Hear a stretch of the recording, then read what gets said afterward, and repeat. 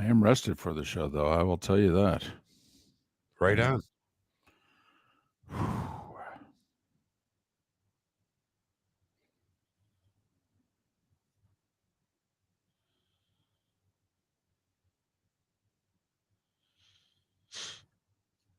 Yeah, I mean, let me know, because, like, am I freezing on your end? Not so far, but I haven't had you up much because I'm doing 10 million things in the morning. So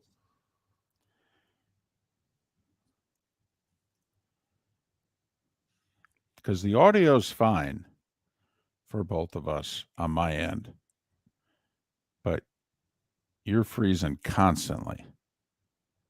I should say once a minute. I could just be really still and you not noticing it. I could see you messing with me like that.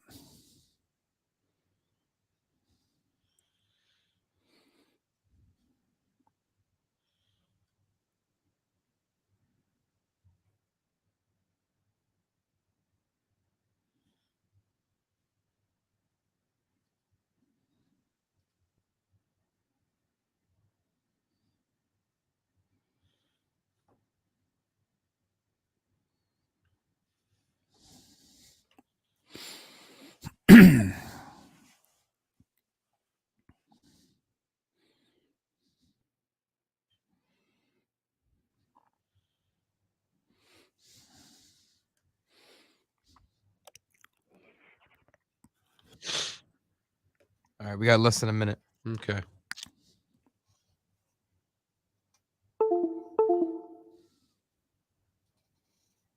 The hell was that?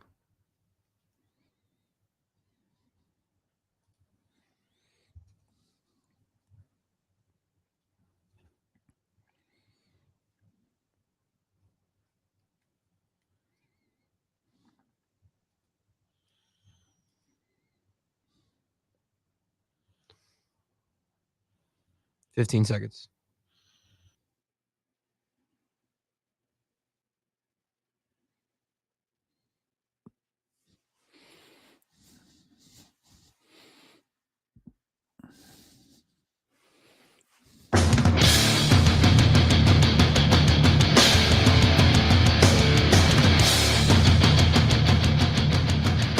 You are listening to Miller and Moulton, exclusively on the Florida Sports Network.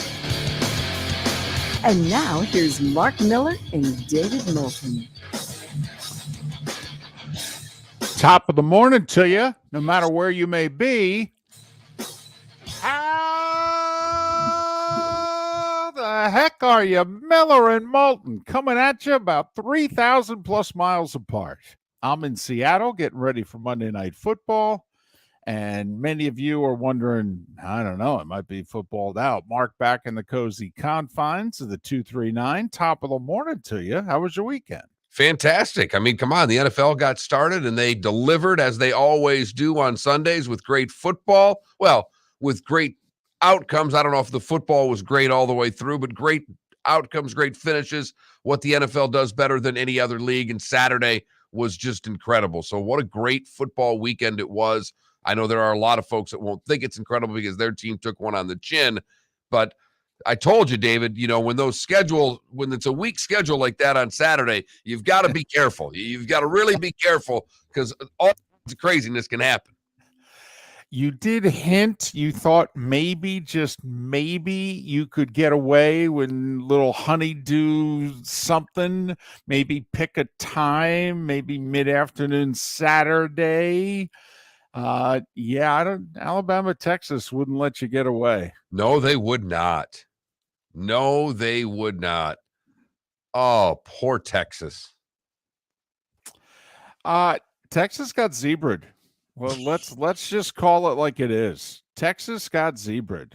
Welcome to the SEC, Texas. I know you're not officially in yet, but do you feel more like an SEC member this morning? You should. I mean, a check should arrive in some way, shape, or form at some point this year. Kind of like, hey, here's a little something for the effort. But would have been a tremendous win for Texas. Alabama pulls it out, and now they still have margin of error going forward.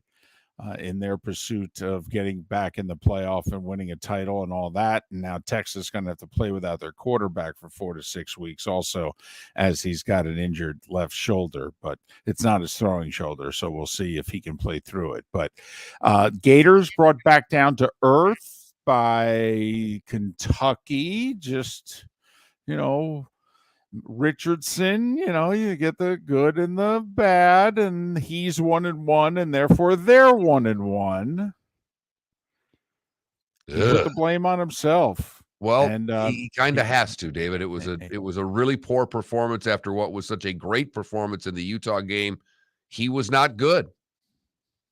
There's just no other way to shake it. He had a bad game. And if he, as you mentioned, David, if he has a bad game, it's going to be difficult for the Gators to get wins against quality football teams. And Kentucky ranked in the top 10 of both major college football polls. Now, take those polls for what they're worth, because they both also have Texas A&M still ranked. Wow. How in the world could that add up? I mean, I can't believe they got a vote. Seriously? Come on now. But man, how about the Sun Belt? I mean, listen, we need the 12-team playoff now. We need the Sun Belt to get a representative in the playoffs now. Thank you. I thought this weekend was wonderful for the college football playoff down the road. Thought it showed that, hey, big boys can get beat. I thought the other thing that it showed is that when you kill a conference in September, you're not benefiting the sport. Although I will say, USC might be favored in every game they play the rest of the way. So I know that Pac-12 may just be down to USC, but you know what? It may be a live dog, if you know what I mean, in the fight. But Saturday was wonderful, but Sunday, obviously, the focus. Week 1 of the NFL, even though it kicked off with Thursday Night Football, it was in earnest yesterday. And, hey, the Dolphins are 1-0. Again, beat the Patriots again. They did so last year in Foxborough, and obviously they then went on a huge slide. And the schedule is tough the next few weeks, thank you very much. But Miami outclassed New England yesterday, didn't they? Start to finish. I mean, really and truly, there was never a doubt of who the better football team was.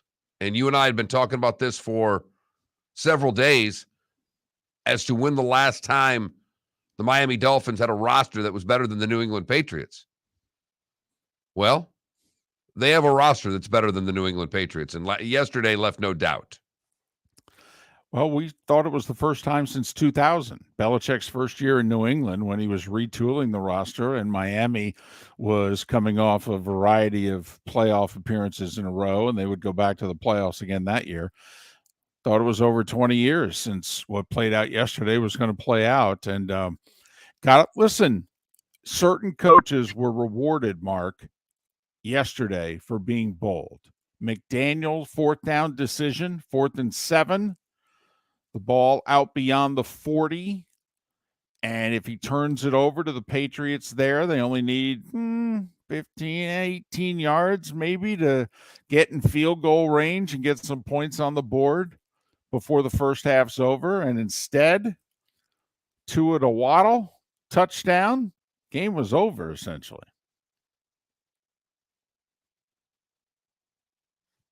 Love the play. Was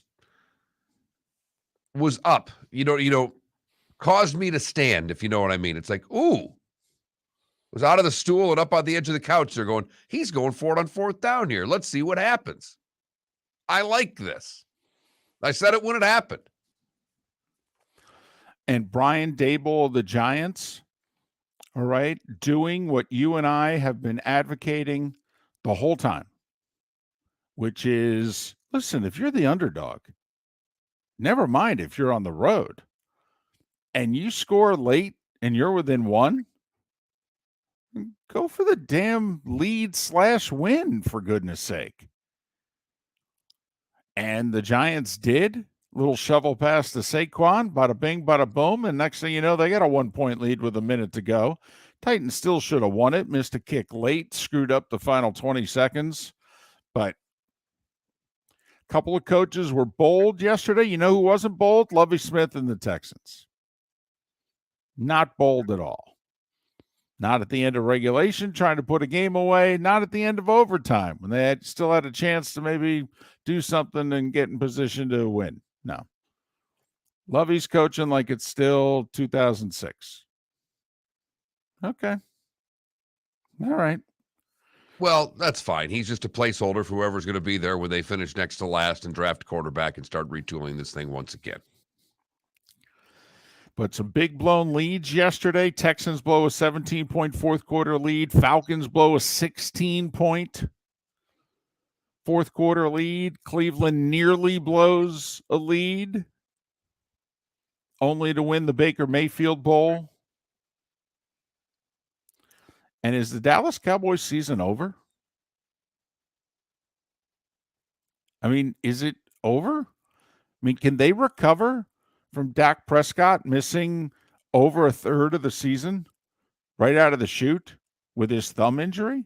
With the line already as banged up as it is, and the receiving core as banged up as it is. I mean, this is a mass unit, and we're in early September. I mean, Cooper Rush is the backup quarterback. Cooper Rush was released at final countdown day, and no other team in the league picked him up. I mean, are we sure Cooper Rush can keep the Cowboys season alive till Dak comes back? Minimum 4 weeks, could be 6. It's funny how things turn, how quickly, Mark. And with injuries, Steelers, big win. Probably lost TJ Watt for, I don't know, till Thanksgiving at best. At best. And Harris banged up his foot in that game, so that doesn't bode well because he's already had some foot injuries. So some big injuries week 1, some big wins, some plenty of drama, though. Oh, my goodness. What a television product this NFL thing is. You know, Mark, they should get billions for this thing. It's that good. Billions, if you ask me. Miller and Moulton, great show lined up today. We will head to Nebraska. Why? Oh, I don't know. They lost to Georgia Southern, fired their coach, so we'll talk to Gary Sharp about it. They didn't even wait until the buyout day of October 1st. Man, they must have really wanted to get rid of him. That's $7.5 million. Can we break that down per day? Let's see, like 20 days if they had waited, $7.5 million. I mean, that's like $350,000 a day. Correct. Man. Hey, I mean, how ugly can a guy be? And we pointed this out. If they lost to Nebraska, if they lost to Northwestern, Georgia Southern with that weird offense comes in, and that's just no fun for a team that was already down. Oh. So we'll talk with Gary Sharp about what's next in Nebraska, and we'll talk with Gary Danielson about everything that is college football, particularly in the SEC. Wait a minute. What the hell's gone on in college football since we last had Gary on? Anything? I mean, what are we going to talk to him about, for goodness sakes? I don't know. Maybe the 12-team playoff. I Maybe mean, it's USC not like the Big Ten. Wait, USC's going to the Big Ten? Damn, we got to talk to Danielson then. What the heck's going on there?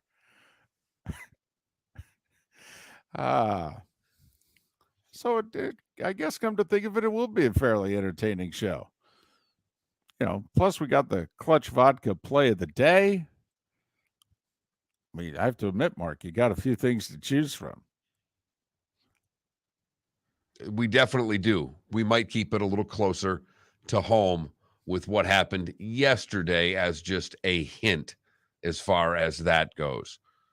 The text line is open. 21,000 is the number. FSN radio is the keyword. If you have not texted before, we'll get a poll question up here shortly.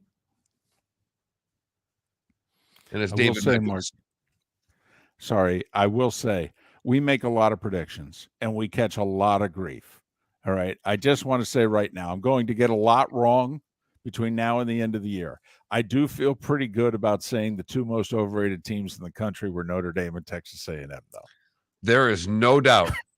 And Marshall and App State are there to back you up. Wow. Miller and Moulton. We will go through as many of the games as we can next in an abbreviated starting five because Gary Sharp will join us at 6:38 right here on Miller and Moulton. Where else but the Florida Sports Network? Golfers, are you bored of the same old driving range warm-up routine that's not getting you the results you want, of course? Power up your golf swing by adding resistance bands to your range sessions with the Orange Whip Golf's Power Strap Kit.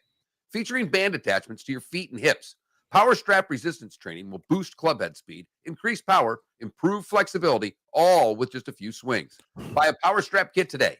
Go to orangewhipgolf.com and use code Miller10 to receive an additional 10% off the already great price of $119. Bring your big mouth to John Smith Subs and indulge in their overstuffed subs with the freshest quality ingredients. Enjoy our famous steak bomb with perfectly grilled marinated sirloin steak topped with provolone cheese, grilled onions, peppers, mushrooms, crispy bacon, juicy tomatoes, and creamy mayo. Boom! Made-to-order crispy fries can be paired with the Gator, the Cuban, the Chicken Bomb, or the Italian. Love local. Eat delicious with John Smith Subs. Find a John Smith Subs location near you today. Miller and Moulton here for the Clutch Vodka Play of the Day. Mark, remember Nick Charles, Fred Hickman, the CNN Play of the Day? Yeah, CNN did a nightly sports show. That was a while ago. Yes, it was. Just work with me. Everyone liked the pod, the Play of the Day. So how about we have the Clutch Vodka Play of the Day? Sounds good. Fun. Smooth.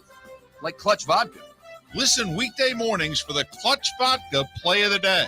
That's Clutch with a K.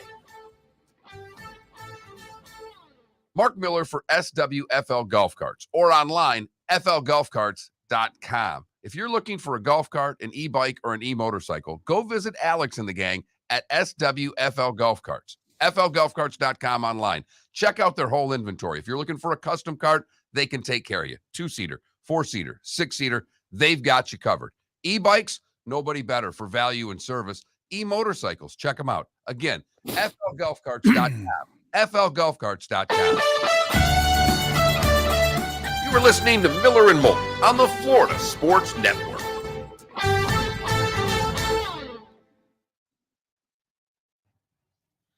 Yeah, your play of the day, you got to try to get Dolphins Radio Network, but the two at a Waddles, 4th and 7.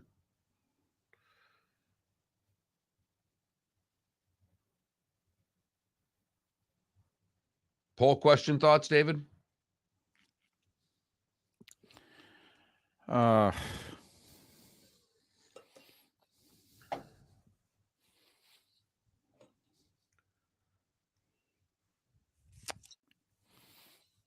Biggest Monday morning overreaction. Ooh, Dolphins miss playoffs. I mean, Dallas misses playoffs.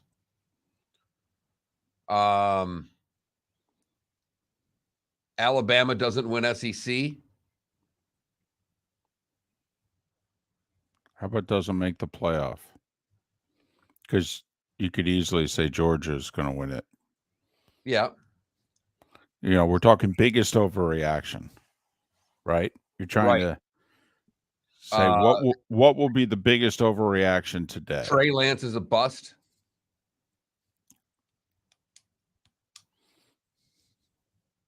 The weather of that game was so bad. I'm not freaking out about Trey Lance. I understand. Hence the question, biggest overreaction. And it's a good one. Because it got me to react. Okay. I like the 3. I guess the only question is there another one?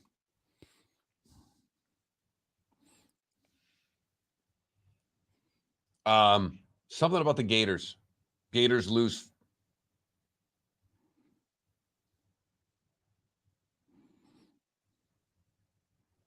Gators Utah win was a fluke.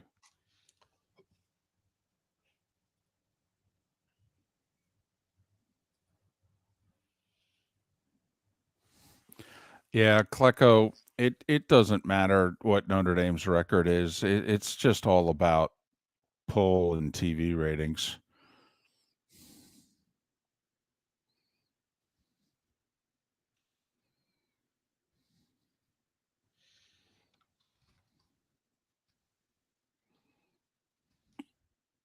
On Overreaction Monday, which is the most outrageous statement?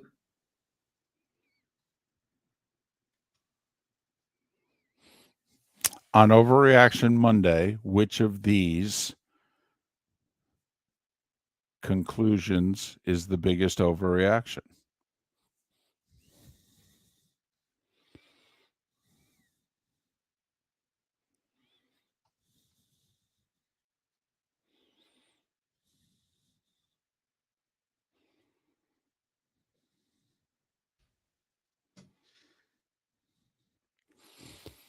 Yeah, KW, we pointed that out on Friday about the Packers, that if the Packers lose to the Vikings, everybody just needs to take a deep breath. They got crushed. That's why the Packers didn't make our list. Right.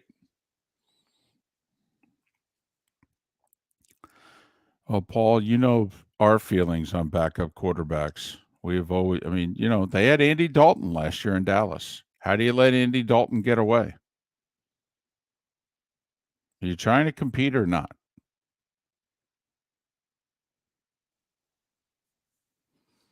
You said we're doing starting five now, or Yes. Yeah, gotcha.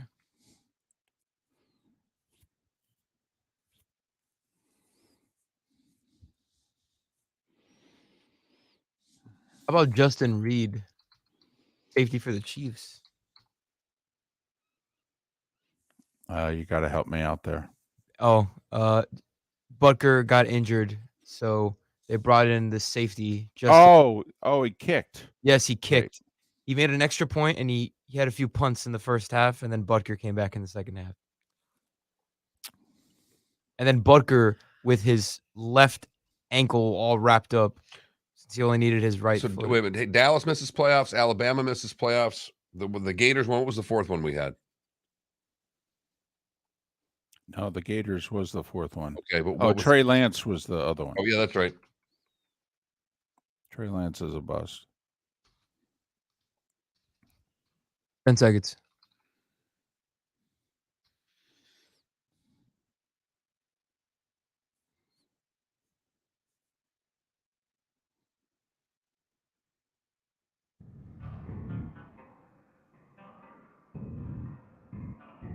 Thanks for listening. And now, more of Miller and Moulton on the Florida Sports Network.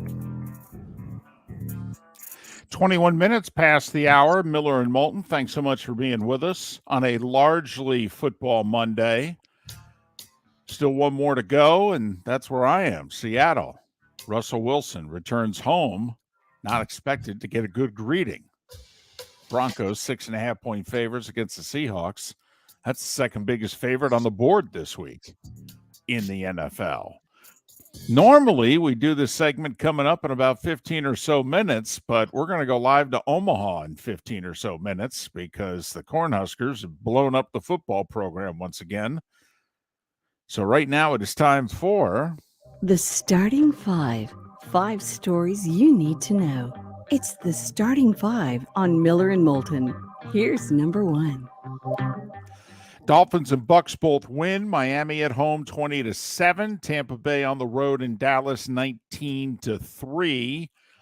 Dolphins only rushed for 65 yards and 3 rushing first downs. So if you're digging deeper there, just keep that in mind, but jumped out to a 17-0 lead.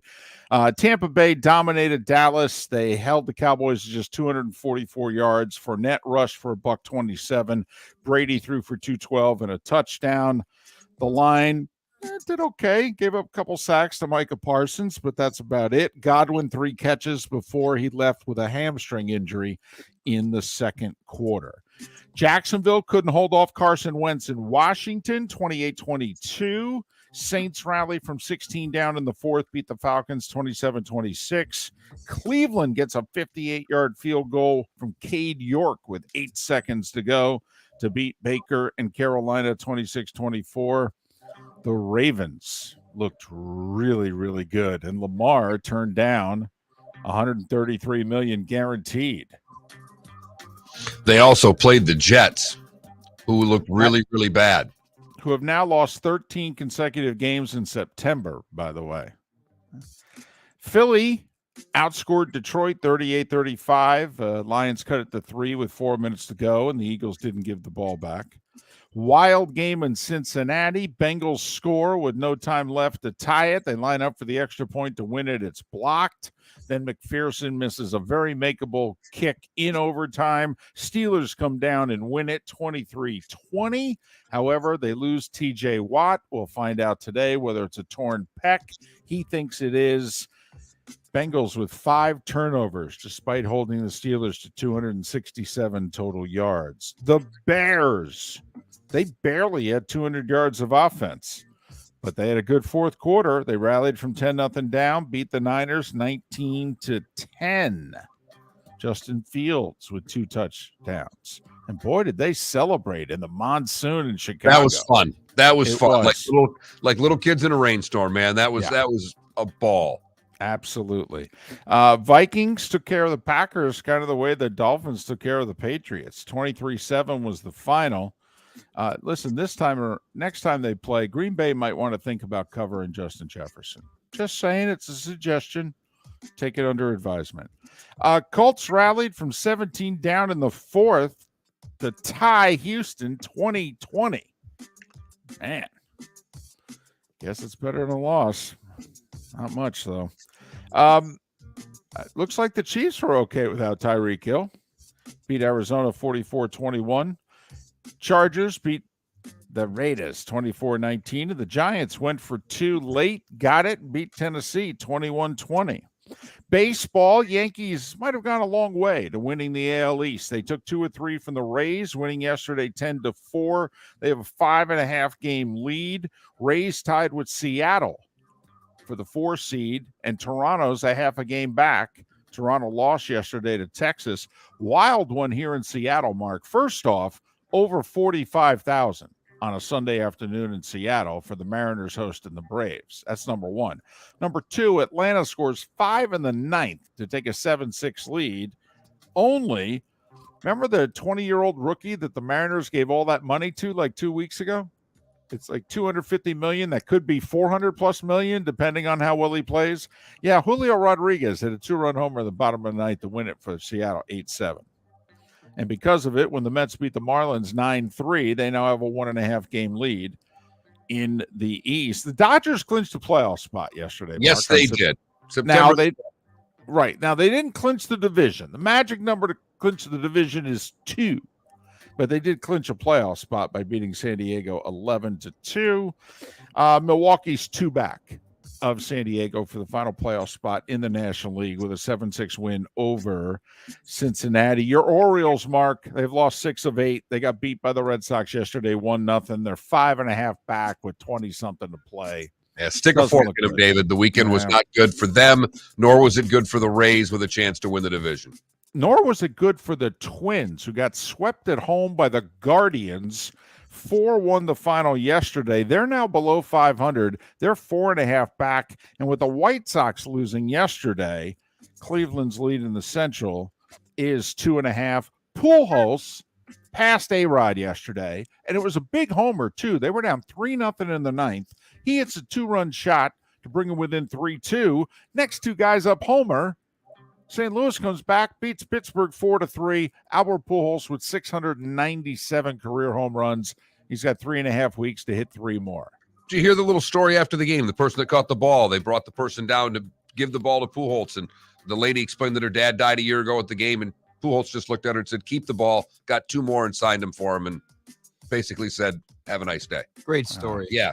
I saw that. How many Pujols stories do we have from this year? Signing jerseys for kids. Right. He's really embraced this final year. It's awesome that he's having a good one and that he's back in St. Louis. It really is. Bubba Wallace, a winner in NASCAR.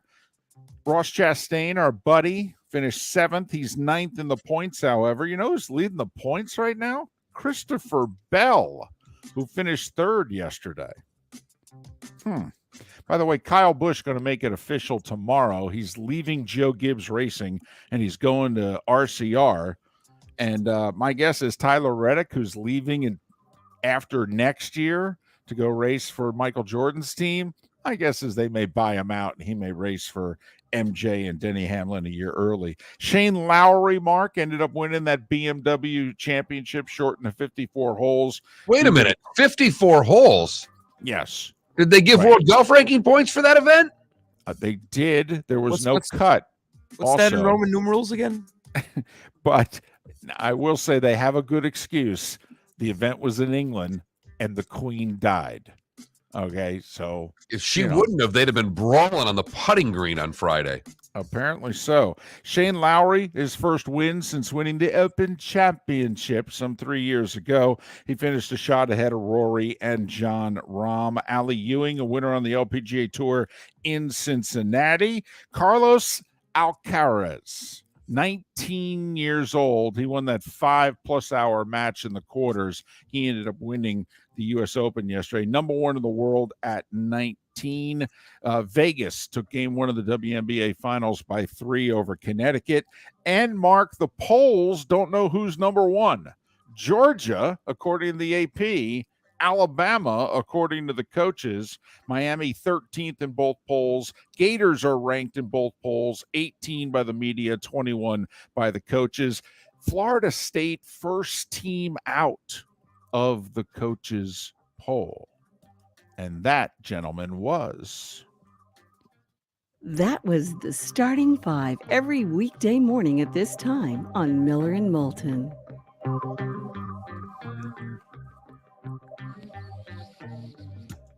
Home teams, by the way, Mark, 5-9-1 so far, straight up in the NFL. Now, granted, we had what? 10 dogs, right? Right. So, and if you took the underdogs, okay, straight up, 5-9-1 also. Against the spread, by the way, Minnesota ended up being a 2-point favorite at kickoff. And Carolina ended up being a favorite at kickoff also. So if you ended up taking the dogs yesterday against the spread, so far you're 7-8 in the NFL. Sounds about like what my record was. Once again, a game below 500. We're getting there, David. We're getting there. Miller and Moulton will go to Nebraska next on the Florida Sports Network. Golfers, are you bored of the same old driving range warm-up routine that's not getting you the results that you want on the course? Power up your golf swing by adding resistance bands to your range sessions with the Orange Whip Golf's Power Strap Kit. Featuring band attachments to your feet and hips, Power Strap resistance training will boost club head speed, increase power, improve flexibility, all with just a few swings. Buy a Power Strap Kit today.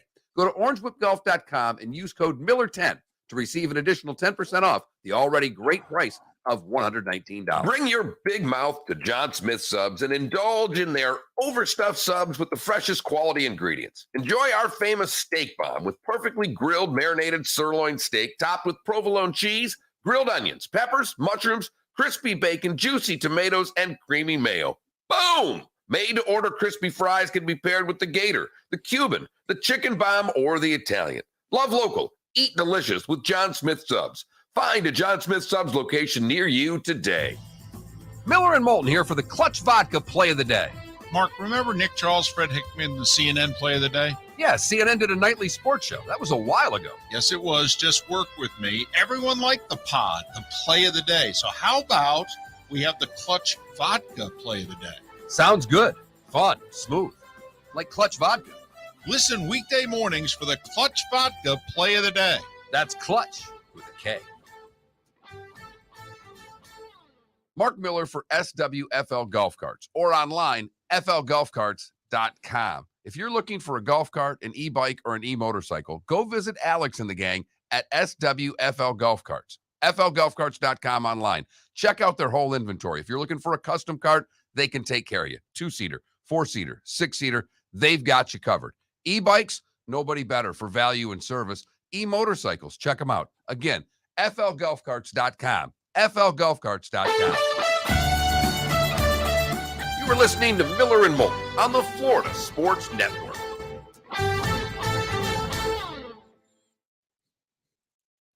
So, David, you know I have to do that hour thing on Sundays in the morning.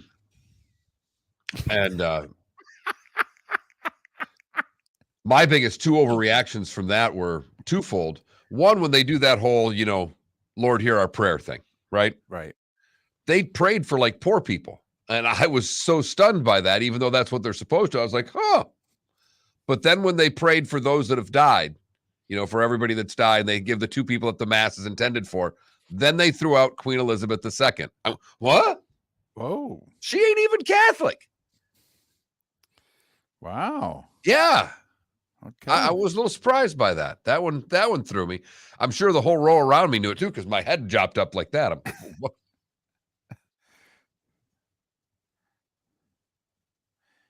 Well, tensions have certainly eased between Ireland and Northern Ireland.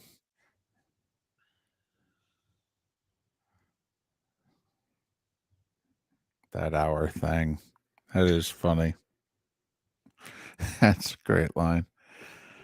Golly. Who's Jacoby Brissett's backup? Dobbs, I believe. Oh. I think it's Josh Dobbs.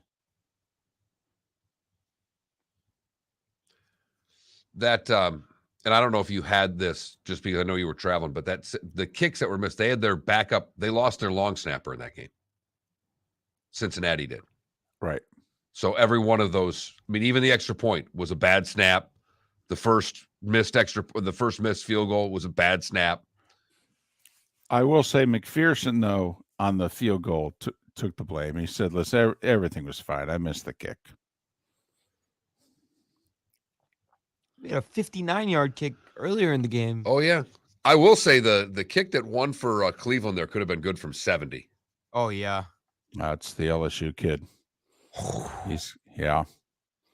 And if Pittsburgh wants to, with the doink that Boswell hit, I'd be selling that to Taco Bell right now, because that doink was the perfect donk. With the bong.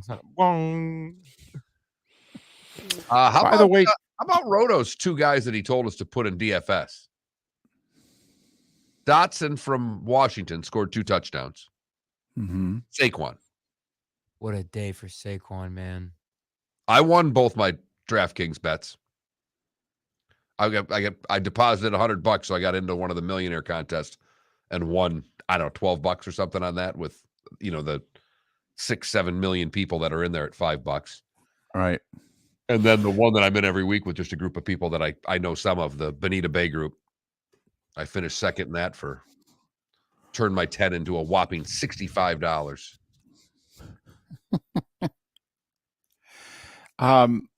No, Klecko, he hasn't been that happy in a long time, but he overcame himself there. He threw the 2 interceptions. He was giving the game away. And Johnny Mack, I'll say this, Poulter and Horschel, they had dinner for an hour. They were then talking again on the green. Their conversation, is actually very civil. They disagree, but both of them had excellent things. They both talked like twice about them and what they talked about. I will say the one thing I'll be curious, Adam, and I know you're in there. I'll be curious what happens with ATN. He did not play well, dropped an easy touchdown pass, and Robinson started getting the ball a lot more after that.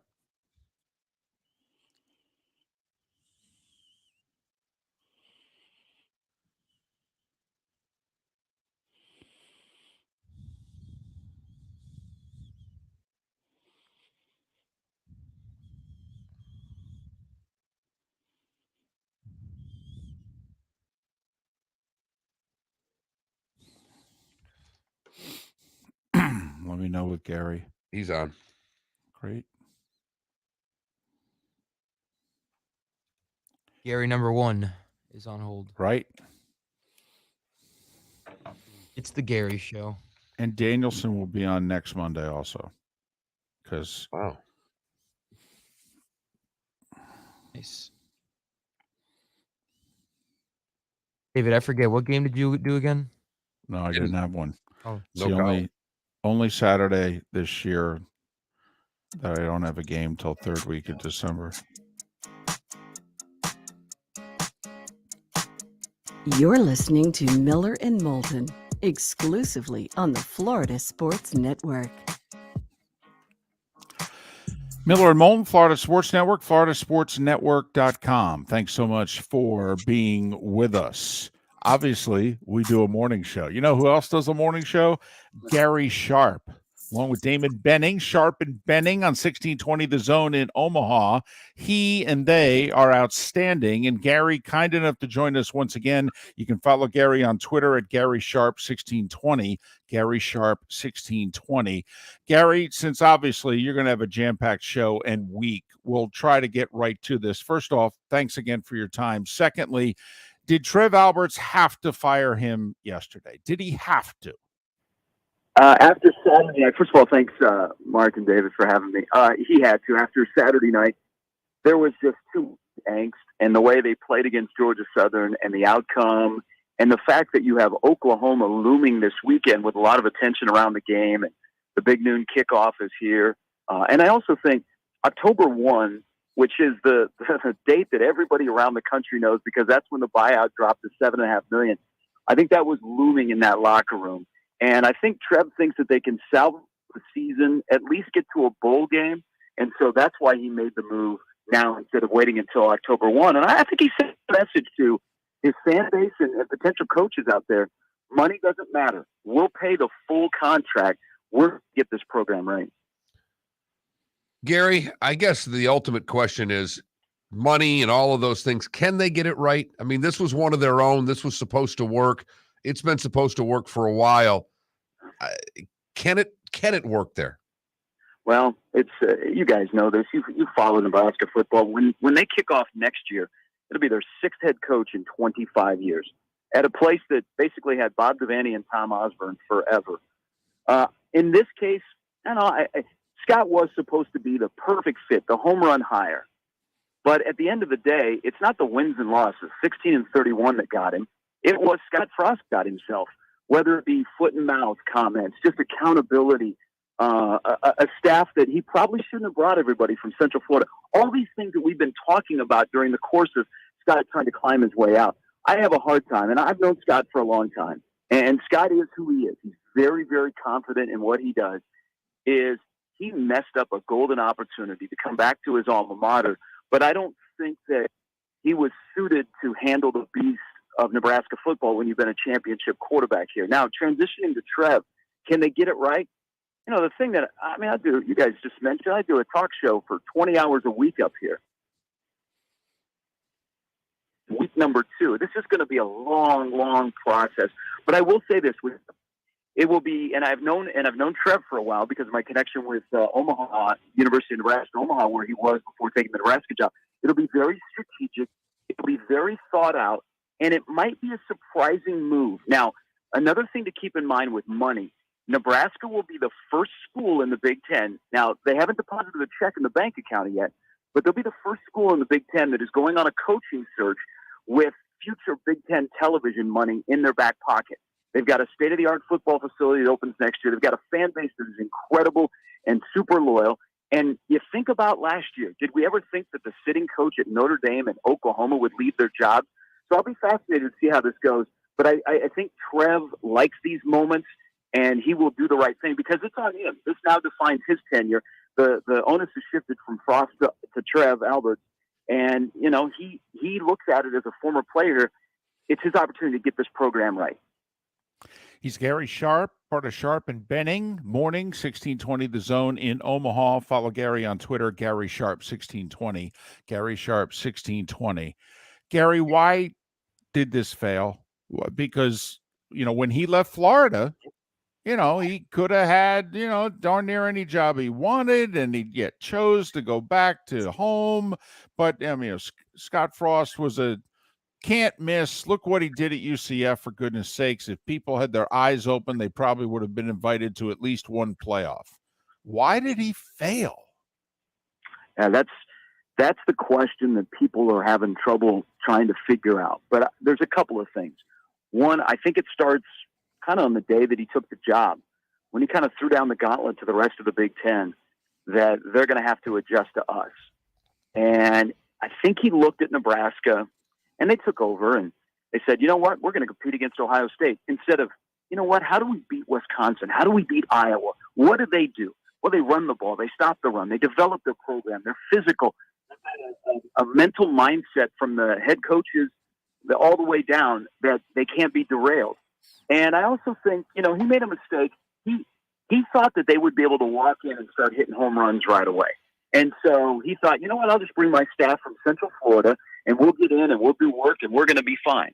Well, there's some of those guys on that staff are not Power 5 coaches. We're not set up for the Big Ten. And they struggled for the first year because they didn't understand the Big Ten. And so they paid for it. He had some recruiting misses and they kept piling up. And then the Adrian Martinez loyalty and Adrian being injured and just wanting Adrian to be something that he wasn't. There's just all kinds of missteps along the way. But at the end of the day, it wasn't 16-31 that got him. It was the accountability throughout the program and with himself that I believe Trev looked at and said, we can't have that anymore. We got to move the program forward. Consistency and details are something that Scott failed at here in Nebraska. Again, people are going to go, wow, how come this didn't work? And I'm sure Scott will. Maybe he'll go on the Saban rehab tour or something like that. He'll find a place somewhere else. But, yeah, this one's going to be tough to get off the resume that he failed back in Nebraska. Is this going to be a rest of the season interim coach, or do you think there's a possibility that we could announce a Nebraska hire before season's end? No, they're going to go the whole year mark with Mickey Joseph. So there's some significance here. Mickey was at LSU. He recruited the star-studded wide receivers, worked under Ed Orgeron. He was wide receiver coach on that championship team in 19. He looks at things a little bit different. And again, I've gotten to know Mickey, so Mickey's got a ton of energy. It's also significant for Nebraska because this is the first black head coach in any sport at Nebraska. That's amazing to think about. Think about that when Trev is looking at candidates. He thinks outside of the box because he did the same thing when he was at UNO. But Mickey's going to be the interim coach the rest of the year. They're going to let Mickey have an opportunity kind of as a tryout. Kind of like they did at USC last year before Lincoln Riley fell into the lap. Mickey has never had Power 5 head coaching experience, and that's one of the prerequisites. But Trev personally encouraged Mickey Joseph to come back to Nebraska in December when Scott shook up his staff. So there's already a connection there, and he's going to allow Mickey to make some changes early. Most interim coaches don't come in and start making changes. He has said, Mickey, you can make changes for the betterment of this program because the season is not lost. We feel like we can get to a bowl game, and now it's on you. So he'll be here for the remainder of the regular season, and if they happen to get to a bowl game, and then shortly after the season is over, I think you'll hear a quick announcement on who the next head coach is at Nebraska. Gary, I know you got to go quickly. First of all, the Big Ten West looks down. I mean, how good is the roster? I mean, like, can they compete in the Big Ten West, or is this a total dumpster fire? Well, you bring up a great point, David, because this was a bad weekend for the Big Ten West. I mean, Minnesota's the only unbeaten team. The defense is an issue, and they've got a lot of issues on that side of the ball. They can't stop the run, they can't stop the pass, they can't stop the cold. And some of that is a little bit surprising because we thought they'd be better, but technically, and being tough, they are struggling with that, and they have been exposed for 3 games. On offense, I think they have enough to put up 35 points a game. Casey Thompson has turned out at quarterback. They found a gem in Anthony Grant, who started his career at Florida State. They're working through some issues on the offensive line. I mean, I think they're going to have to buckle in and try and play 35, 32 games. But the thing that we don't know is what does this different voice from Mickey Joseph and accountability do to certain guys? I'm sure that their first team meeting, there are guys that are just in it to wear the uniform and get the gear that are going to be very concerned. I think that's where Mickey will be able to punch the buttons on a couple of guys where their performance will be elevated, but how far will that take it? Nebraska's 1-2. Can they get to 6 wins? They've got the Big Ten West ahead, the Big Ten schedule ahead of them after they get past Oklahoma. That's the great unknown. But we're all going to sit back, and it's going to be that weird balance. You guys have done this before with coaching searches. You got the season going on, and we're in silly season. It's September 12th, and I got a whole hot coaching board in front of me, and it's only week 2. It's crazy around here, but that's Nebraska. Nebraska doesn't do football normal. Well, and you're not going to have a normal week for that matter, Gary. Put your feet up, smoke them if you got them, and just make sure the phones work. Thanks, Gary. I appreciate it as always, guys. Gary Sharp and Benning do mornings on 1620 The Zone in Omaha, one of the 20 best mid-market sports radio shows in the country, without question, by the way. Probably a lot higher than that. I'm, just underselling them for the moment. But, well, we've had this discussion before. I mean, Josh Heupel's at Tennessee, and he's got them ranked. Went into Pitt and won. Good game, held them off at the end. I mean, there are programs out there. We wondered about Miami for 20 years, and now we think they finally got it figured out. Even USC and Alabama, Mark, have had decades that have been lost. Oklahoma had much of the 90s that was a lost decade. Yeah, I understand all that. Nebraska has lost nearly a quarter century now.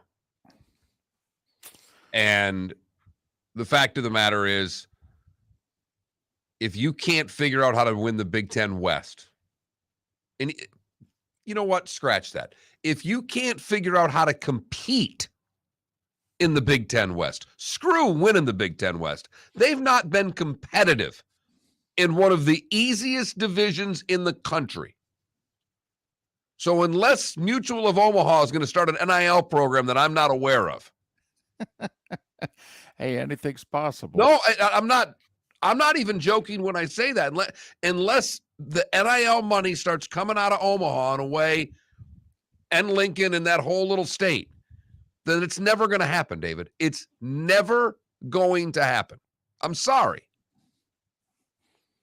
No need to apologize. No need to apologize. We have talked about, for as great as the tradition is and the fan base and all that, obviously, it's not a lot of beaches in Lincoln. Not a lot of sunshine and water, and they have some recruiting disadvantages. They do, but if you're paying the kids a ton of money, then all those disadvantages go away. So to me, build your whole deal should be trying to figure out who your John Ruiz is.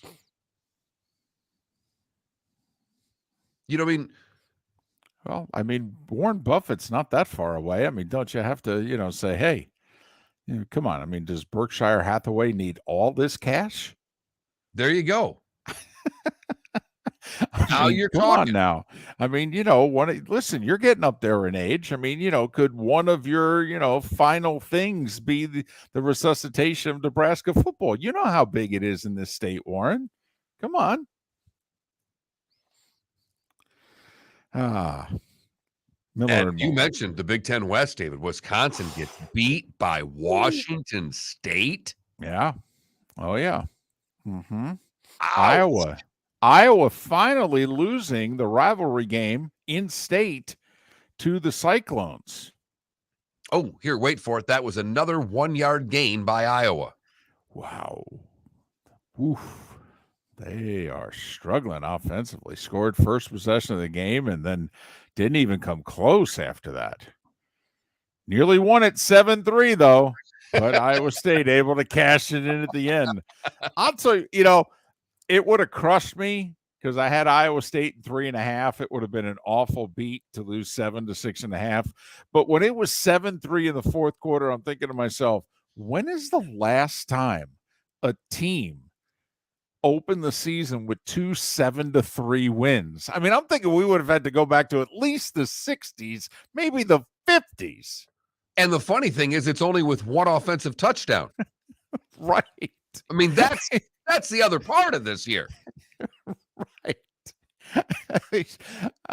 They still have more safeties than touchdowns on the season. They do. Wow.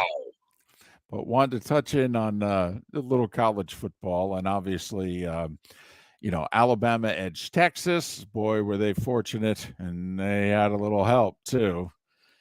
And the Gators, here's a legitimate question for Gator fans. You're 1-1. You want to swap the results? All right. Now it wouldn't have been sold out this past Saturday if you had swapped the results. There'd probably be 10,000 empty seats at the Swamp, but 1-1, but the one in the right-hand column's a conference game. You go to Knoxville and lose in 12 days. Uh-oh. We'll talk more about that on the other side because we've got a poll question up. And it does involve, at least in some way, shape, or form, the Gators and a few others. Because what do we do on Monday? We overreact. We'll get to some big overreactions on the other side and see where our Gators overreaction fits in with the rest of our Monday overreactions. Gary Danielson in 40 minutes right here on Miller and Moulton. Where else? The Florida Sports Network. Bring your big mouth to John Smith Subs and indulge in their overstuffed subs with the freshest quality ingredients. Enjoy our famous steak bomb with perfectly grilled marinated sirloin steak topped with provolone cheese, grilled onions, peppers, mushrooms, crispy bacon, juicy tomatoes, and creamy mayo. Boom! Made-to-order crispy fries can be paired with the Gator, the Cuban, the chicken bomb, or the Italian. Love local. Eat delicious with John Smith Subs.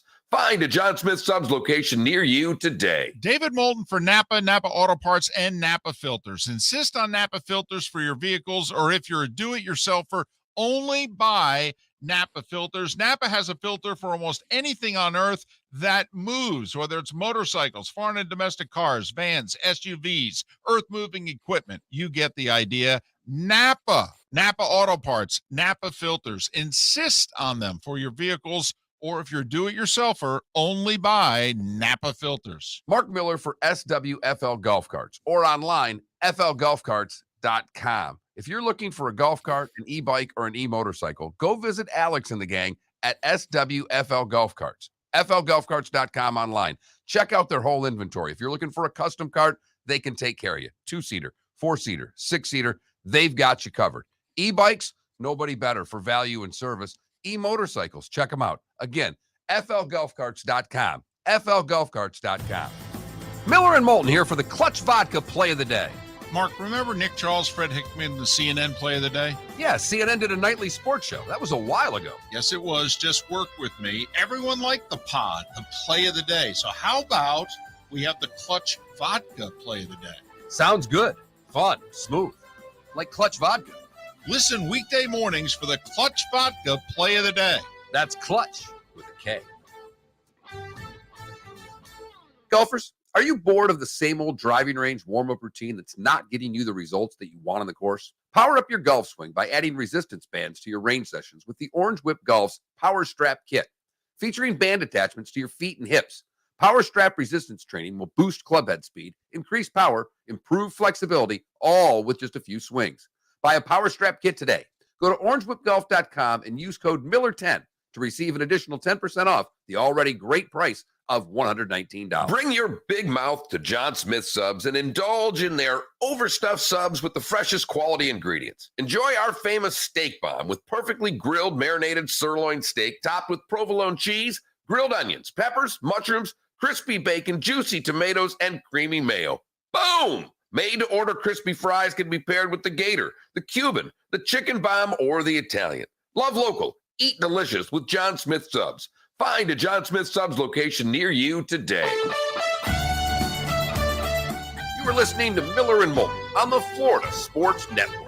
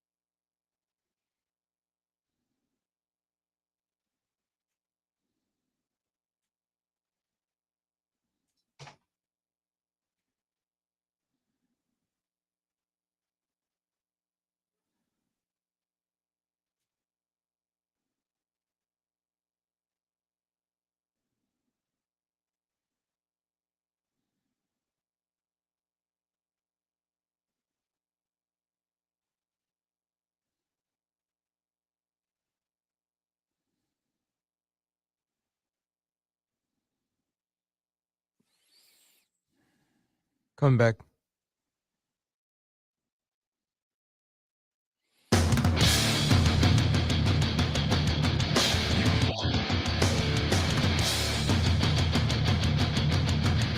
You are listening to Miller and Moulton, exclusively on the Florida Sports Network. And now here's Mark Miller and David Moulton. Hour 1 in the books. We begin hour 2 with you. Thanks so much for being with us. Florida Sports Network, floridasportsnetwork.com. I come at you live from Seattle. Monday Night Football tonight, the debut of Joe Buck, Troy Aikman on Monday Night Football. Also, you get a Manning cast on ESPN2, so the four-letter network going all out tonight. A little bit of money being spent on those four guys. Just a touch. Just a touch. Just a little bit. A little bit of money was spent on Tyreek Hill in the offseason, and one for one, it's paid off. His presence alone, all right, opens things up. Kansas City didn't miss him, though, not against Arizona. And I think we'll find out in the coming weeks how much of that was Arizona and how much of that is Kansas City. Arizona picked up 2 guys off of waivers this week and had them active on their 53-man roster against the Chiefs. This is a team that won 11 games last year and made the playoffs. That's troubling. When you're picking guys up off the street and they're on your active roster for Sunday. And they've gotten off to good starts the past couple of years. We'll see what happens with the Cardinals this year with an awful start, obviously, yesterday. But it is Overreaction Monday, David. And we've got a poll question up based on that. Which of these conclusions is the biggest overreaction based on the weekend? Dallas misses the playoffs.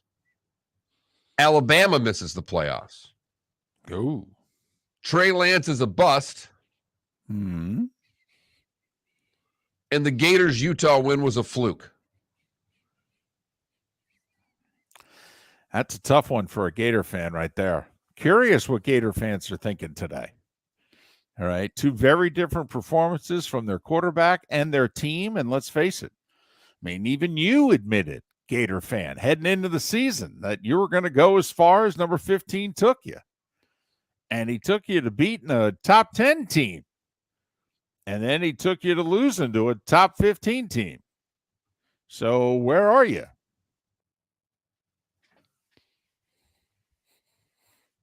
So those are our overreactions for Monday.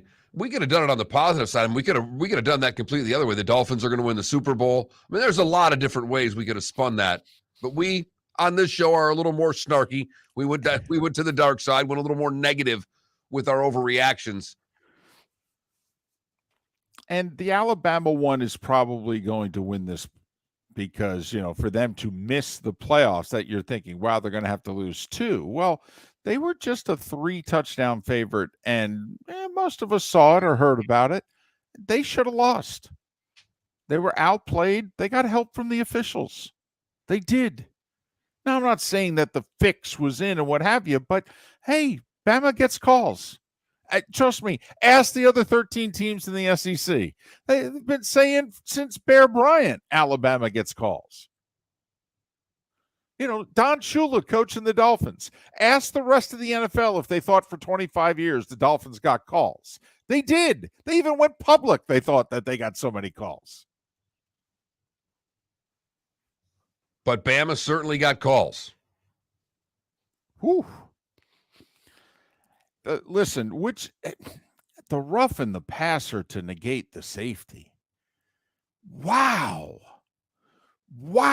That was so. Did they take both off and call it an incomplete pass? Yeah,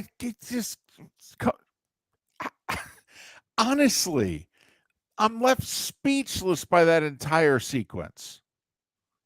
Speechless. And there's a part of me that wonders, do we just have to go, oh, well, there's a officiating incompetence there, or does college football need another layer of officiating? They have another layer. Yeah, but I don't think they can use it on that type of incompetence, if you know what I mean. Well, David, to be frank, they fixed their own incompetence on that play because based on the rule, they had to call the roughing the passer, so they were able to squash the whole thing. Wow, that was bad. That was egregious. Now Texas, it did come back to haunt them late first half. They missed a chip shot field goal. It turned out that could have been 3 big points. But missing the face mask late, That one to me was just as bad because that's going to give them a 1st and goal, I think, on about the 3-yard line. Thought that penalty was about the 6. It's going to go half the distance to the goal. They're going to have 3 cracks at it. maybe 4, right? Maybe. Yep. And you're thinking they could put the game away, the additional time that'll come off the clock. Right. But, whew. But I will say, a few teams looking a lot more vulnerable than we thought in the early going of the college season. That's fair to say, right? No doubt there. Because now, even with Notre Dame losing at home to Marshall, you got Ohio State fans going, do I have to start thinking differently about our team?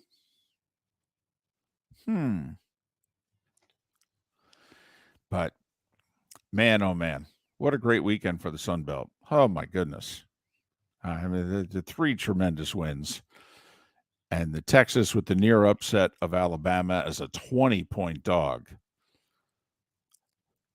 Mark, I'll say this. That performance by Texas, probably their best performance. I know that, they had a big win against Oklahoma, in that route. They've had a couple of them in the last 12 years. But I really thought, Mark, that was the best performance by a Texas football team since they had the 2009 season in which they played for the national championship. Well, and in that game, David, to me, and you may think I'm nuts, but Worthy, the receiver from Texas, was the most dangerous player on the field. He was the best weapon that was out there. And I can't recall a time watching Alabama play, David, where they didn't have the best weapon, the second best weapon, and the third best weapon on the field. And number one, they're the running back. He's a terrific player for Alabama. He's definitely someone you've got to account for. But Texas had, especially with Ewers playing when they could get to him, that kid was getting open. He's a difference maker. And I didn't see that same player on the Alabama side. That to me, take everything out of it. Alabama played a bad game. They made a ton of penalties early. Anderson had 2 offside penalties that were just god-awful, and he's the best defensive player in the country. So I know Alabama will fix a lot of these things. But I didn't see the difference makers on offense the way Alabama's had difference makers on offense, David. Agree. I mean, let's face it, all those wide receivers are now in the pros, and they were all first and in some cases second-round picks, and those guys are not always easy to replace even for a Nick Saban. It also shows you how special that one group of receivers that he put together there also was. Because he had been successful in the past. He had Ridley and he had Julio and he had Cooper. He was successful. Like each 3-year cycle, he had a legitimate number 1 receiver, and then he got the 3 or 4 of them together all at the same time. But now you're right, Mark. He doesn't have a Julio, a Cooper, a Ridley, who even if, they don't have anybody even comparable with them, at least they're on the field to distort the defense. And when in doubt, can get open, move the chains, etc. So makes you wonder, will some teams in the SEC now be able to give them a game, or is this the best thing that could happen to Alabama? And now Nick can hold this over the guys for the next 10 weeks. Probably be.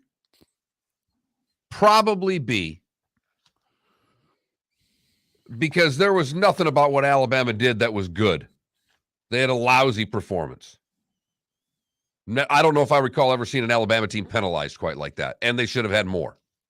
Well, it was the most penalties in a game since Saban has been head coach. The previous record was 13 and they had 15. And yeah, it should have been, well, at least 16.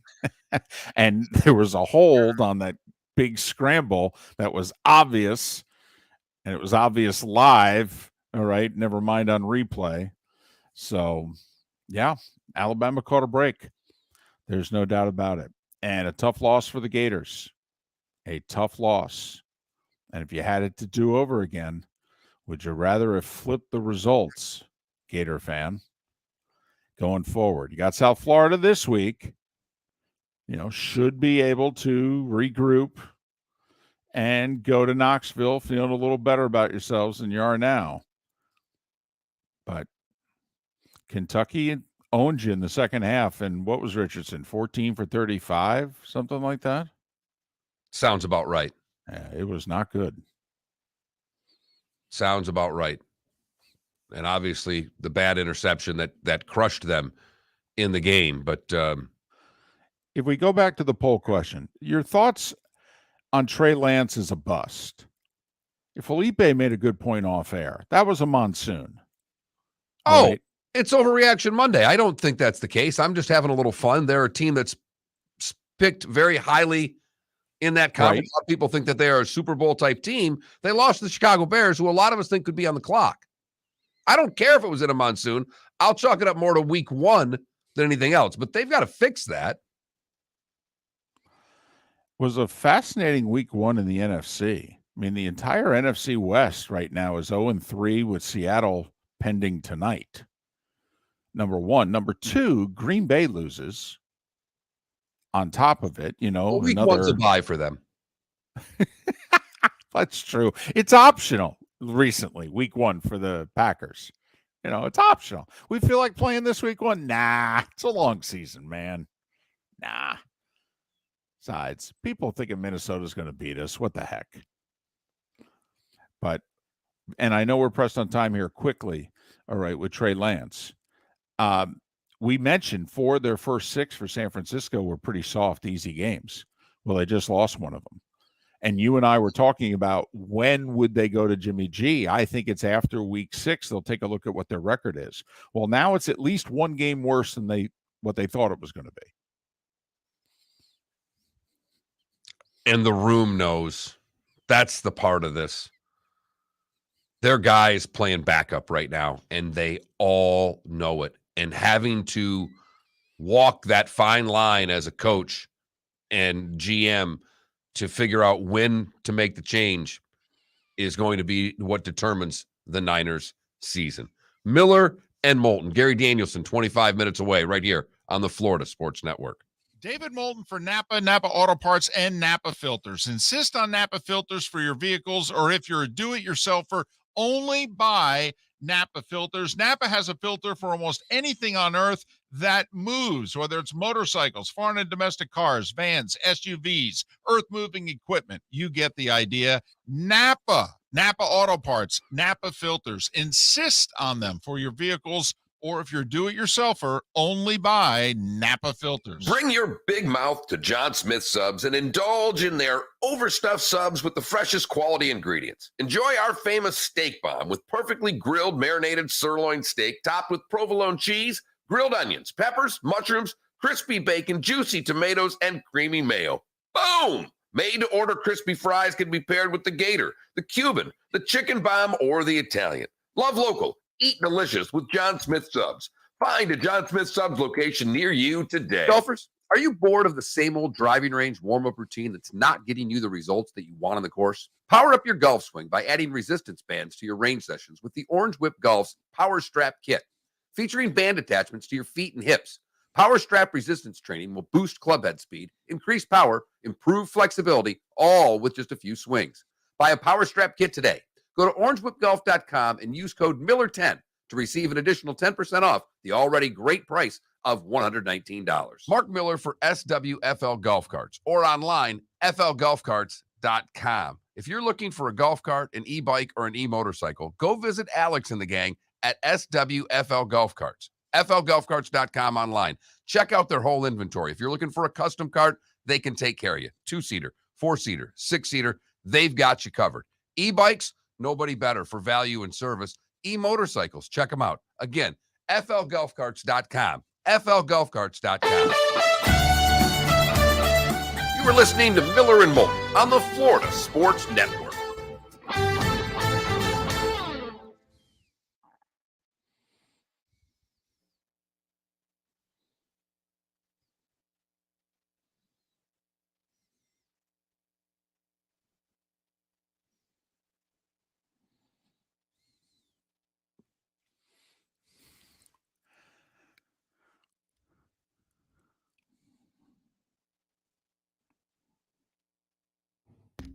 I got the radio call.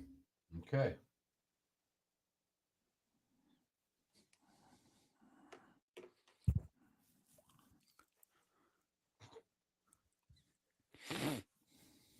TC, we're not. All right. We said, first off, that they would stick with Lance through at least the first 6 games, but that we both thought they would take inventory after week 6 because the schedule gets significantly more difficult beginning week 7. Hence, the last segment was Overreaction Monday.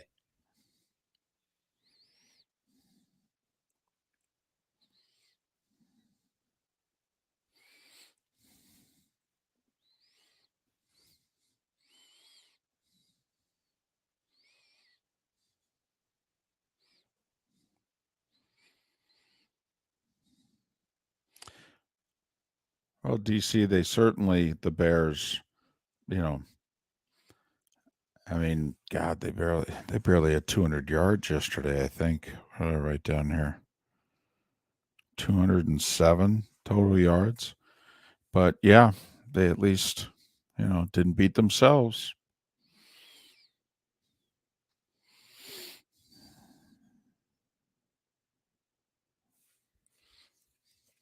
A great Gator question. If I were to put a supplemental poll question up right now, would you exchange the Utah win for the Kentucky win? And my guess is they would.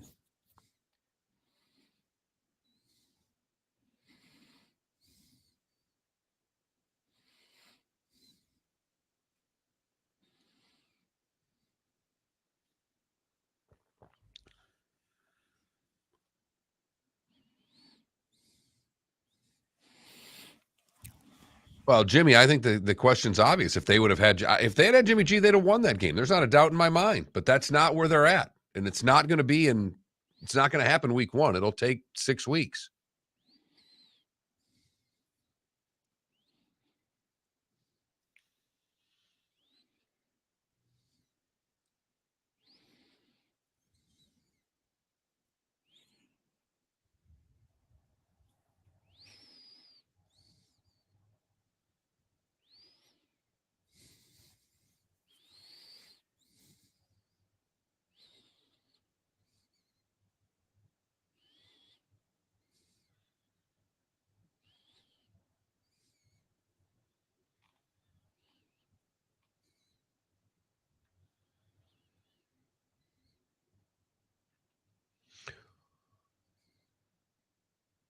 Fewest points in a season opener since Aikman's rookie season for the Cowboys.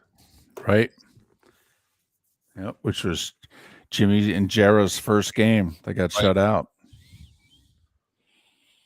Raheem Mostert is the running back. Wow. They're going for it. Tua. Oh, Millie's got a first down and a touchdown from Waddle. What a gutsy call. Jalen Waddle. We got the Penguin in the end zone, too. Boy, is that nice to see.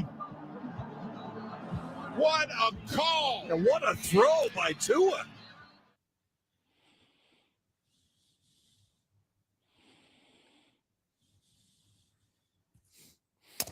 Yeah, RCB. Bucks injuries coming out of week 1. Now Godwin with a hamstring. The left tackle got hurt. Yep. Oh, boy. But boy, did the Saints talk about dodging one. By the way, all 3 of those were winners. If you'd have just taken the division game dogs, winner, winner, chicken dinner. Although so much money came in on the Vikings that they probably ended up a slight favorite in a lot of places. But yeah, Still won. But I'm Yep. just yep. Come back. But yeah, Texans cover and Falcons cover.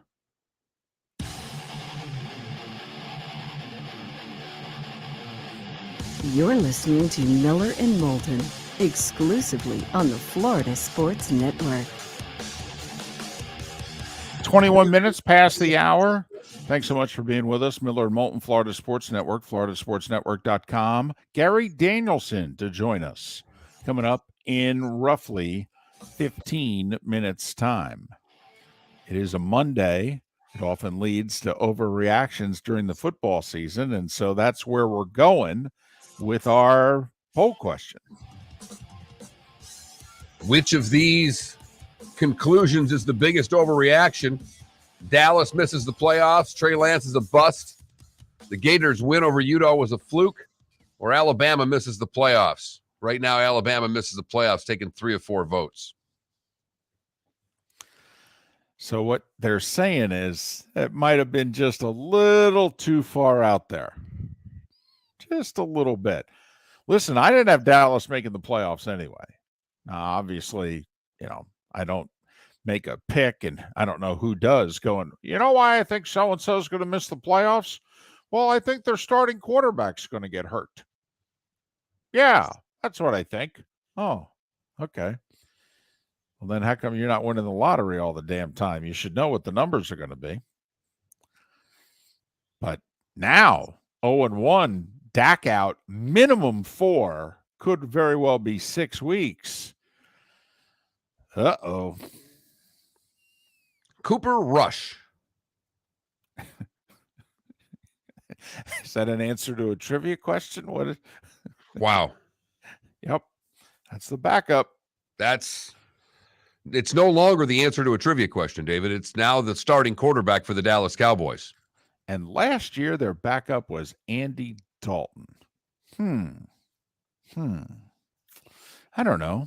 Seems to be a downgrade. So Dallas with the loss last night, even bigger with Dak out. The Bucs, we'll have to pay attention to that right tackle. That's for certain. Well, Smith, the left tackle, got hurt. Wirfs, the right tackle's playing with the injury. The interior, I thought Micah Parsons is a handful. Yeah, he got 2 sacks. Okay. He's really good. Yes, he is. The whole defensive rookie of the year thing. Yeah. But, Fournette ran for $127. They wore Dallas down. They were in control of that game. All things considered, yeah, sure, you'd like more than 19 points, but, went on the road, took care of business, got a W. Just pay attention to the injury report heading to New Orleans. There's a lot of that. Dolphins with a win, no real injuries to report. I mean, that's knock on wood. That's it, but nothing that we saw. I don't expect to see a whole lot when the injury report comes out. That for Miami is a terrific win. They were dominant in their performance. Yep. Game within the game, though, held to 65 yards rushing. And remember, they played that game with the lead. In theory, hey, we got the lead, and now we could run the ball a little bit, work some clock. 65 yards rushing for the Dolphins. We all wondered, could they run the ball? Are they going to be able to do, Mark, what they, and quite frankly, we at this point, all right, want them to do? Well, they play the Ravens next week. All right. Could be a little different animal than what they just played this week. We'll see. I mean, the Ravens beat the Jets by about the same margin you beat the Patriots. We'll see. I think the Ravens are a lot better than the Patriots. Patriots, by the way, go to Pittsburgh. And I think if the Steelers didn't have all those injuries, people might feel a little differently. But New England plays a lot of road games early in the season. So Miami and Pittsburgh, the start on the road for the Patriots. But the Dolphins getting a great, obviously pretty solid weekend for the two Florida schools. The Jags had a shot, David. They had a shot. And, well, they did what they do. It's a little disheartening that Carson Wentz, I mean, the defense, give them credit. They forced the 2 interceptions. They actually brought the team back and helped give them the lead. But when the game was on the line, Wentz able to go 90 yards and pound it in there to win by 6. So 2-1 on the pro side. On the college side, 1-1 with the Gators suffering a tough loss to Kentucky. They did not play well. Richardson had a really rough game. And, well, the Gators fall to Kentucky. The Canes getting the win over Southern Miss. But a good weekend for Miami on all. The Canes on Saturday, Dolphins on Sunday. And David doing it with some fourth down magic, as it's time now for our Clutch Vodka play of the day. Clutch Vodka. Go post all your drinks on Instagram. Hashtag them Clutch Spirits. They'll like you right away. They love all my Clutch drinks that I'm putting on there. Tua to Waddle. Do you have any arguments, David? Is there anything else we could have for our Clutch Vodka play of the day? Let's hear it. Raheem Mostert is the running back. Wow. They're going for it. Tua. Oh, he's got a first down and a touchdown from Waddle. What a gutsy call. Jalen Waddle. We got the Penguin in the end zone, too. Boy, is that nice to see. What a call. And what a throw by Tua. Jimmy Cefalo, Joe Rose, part of the Dolphins radio network. You could tell when they snapped the ball, you could tell the two of them were like, oh, wow, they're actually going for it here. And they're going to throw it. Holy crap. We had no idea any of this was going on. We And then we're going to step all over one another as the ball goes into the end zone. Well, that seems to be how it's done these days. But you could tell they thought maybe they were just trying to draw the offsides, make it 4th and 2, and then go for it. Mike McDaniel said, no, we're going for it. 4th and 7 from the 42. I know this could backfire. We could also hit Waddle, on a slant, and he could just go pretty much untouched. Just saying. Some coaches rewarded yesterday. Mike McDaniel, Brian Daboll rewarded for going for it. Doesn't always work out, as we know. Chargers missed the playoffs last year with Mr. 4th down. I go for it all the time as their head coach. Daboll's going to get all the press today because of the dancing in the locker room. My favorite was at the end of the Dolphins game, and I don't remember which player hugged McDaniel first, but the shoulder caught him right in the face.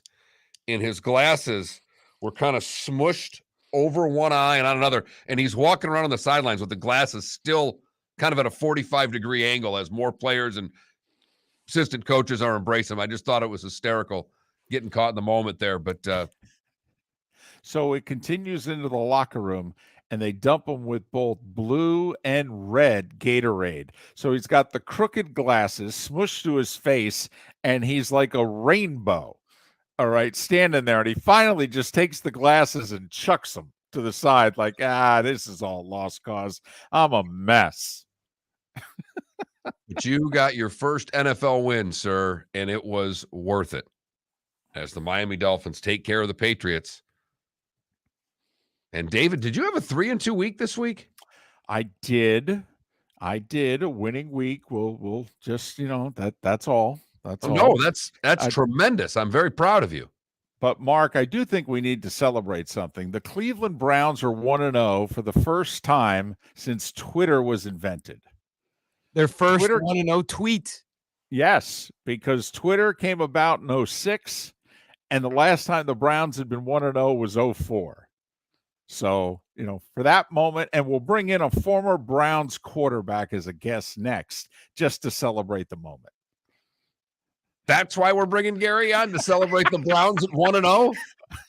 Yep. Hey, if that's what it takes to get him on this early in the season, I'll take it. To the dog pound we go next. Not really. Gary Danielson coming up next. Miller and Moulton right here. Thanks for listening on the Florida Sports Network. Golfers, are you bored of the same old driving range warm-up routine that's not getting you the results that you want on the course? Power up your golf swing by adding resistance bands to your range sessions with the Orange Whip Golf's Power Strap Kit. Featuring band attachments to your feet and hips, Power Strap resistance training will boost clubhead speed, increase power, improve flexibility, all with just a few swings. Buy a Power Strap Kit today. Go to orangewhipgolf.com and use code Miller10 to receive an additional 10% off the already great price of $119. David Moulton for Napa, Napa Auto Parts, and Napa Filters. Insist on Napa filters for your vehicles, or if you're a do-it-yourselfer, only buy Napa filters. Napa has a filter for almost anything on earth that moves, whether it's motorcycles, foreign and domestic cars, vans, SUVs, earth-moving equipment. You get the idea. Napa Auto Parts, Napa filters. Insist on them for your vehicles, or if you're a do-it-yourselfer, only buy Napa filters. Miller and Moulton here for the Clutch Vodka Play of the Day. Mark, remember Nick Charles, Fred Hickman, the CNN Play of the Day? Yeah, CNN did a nightly sports show. That was a while ago. Yes, it was. Just work with me. Everyone liked the pod, the Play of the Day. So how about we have the Clutch Vodka Play of the Day? Sounds good. Fun. Smooth. Like Clutch Vodka. Listen weekday mornings for the Clutch Vodka Play of the Day. That's Clutch with a K. Mark Miller for SWFL Golf Carts, or online, flgolfcarts.com. If you're looking for a golf cart, an e-bike, or an e-motorcycle, go visit Alex and the gang at SWFL Golf Carts. flgolfcarts.com online. Check out their whole inventory. If you're looking for a custom cart, they can take care of you. 2-seater, 4-seater, 6-seater, they've got you covered. E-bikes, nobody better for value and service.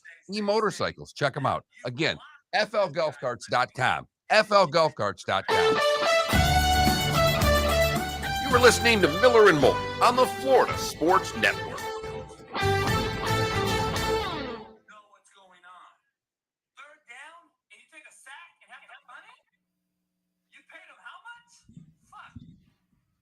What?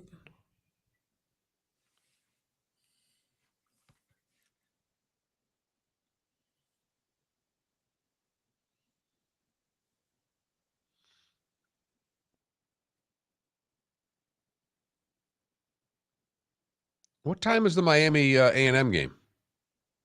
Any idea, David?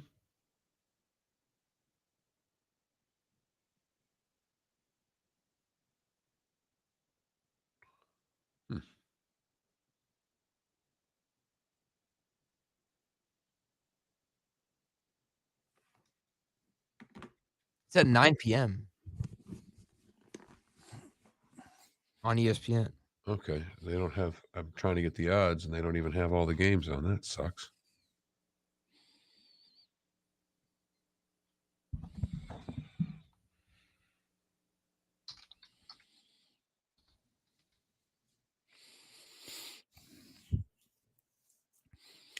Darren Ravel tweeted this out 5 minutes ago. A quote from the CEO of Disney. Sports betting is a part of what our younger, say under 35 audience is telling us they want as part of their sports lifestyle. And he says they are, quote, working very hard, unquote, on their own app.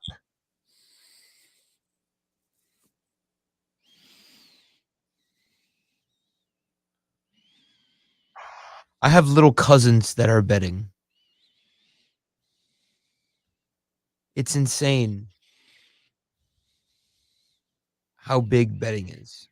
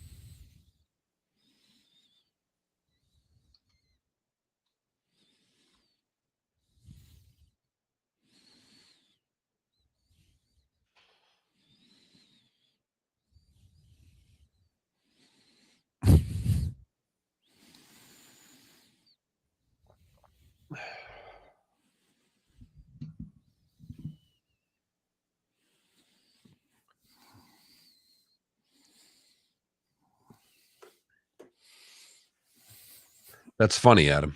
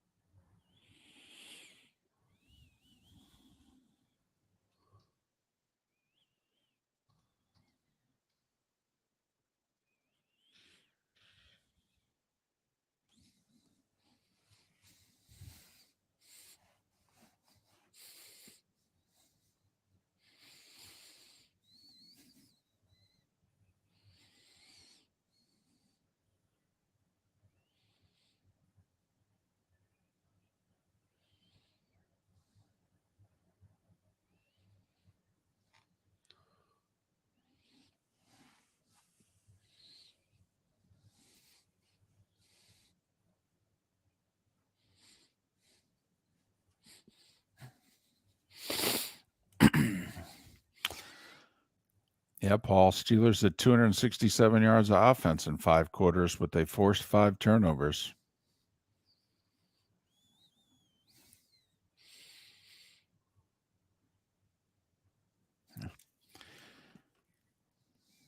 Probably going to lose TJ, though, for 10 weeks. Yeah. Well, and I guess they don't think Harris is bad. He did leave in a boot, and he did have a Liz Frank sprain in preseason. Gary's on holder back in 15. Great.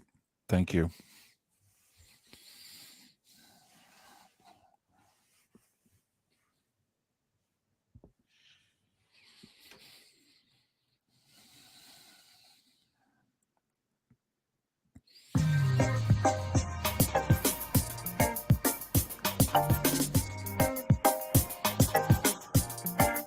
Welcome back to Miller and Moulton, only on the Florida Sports Network.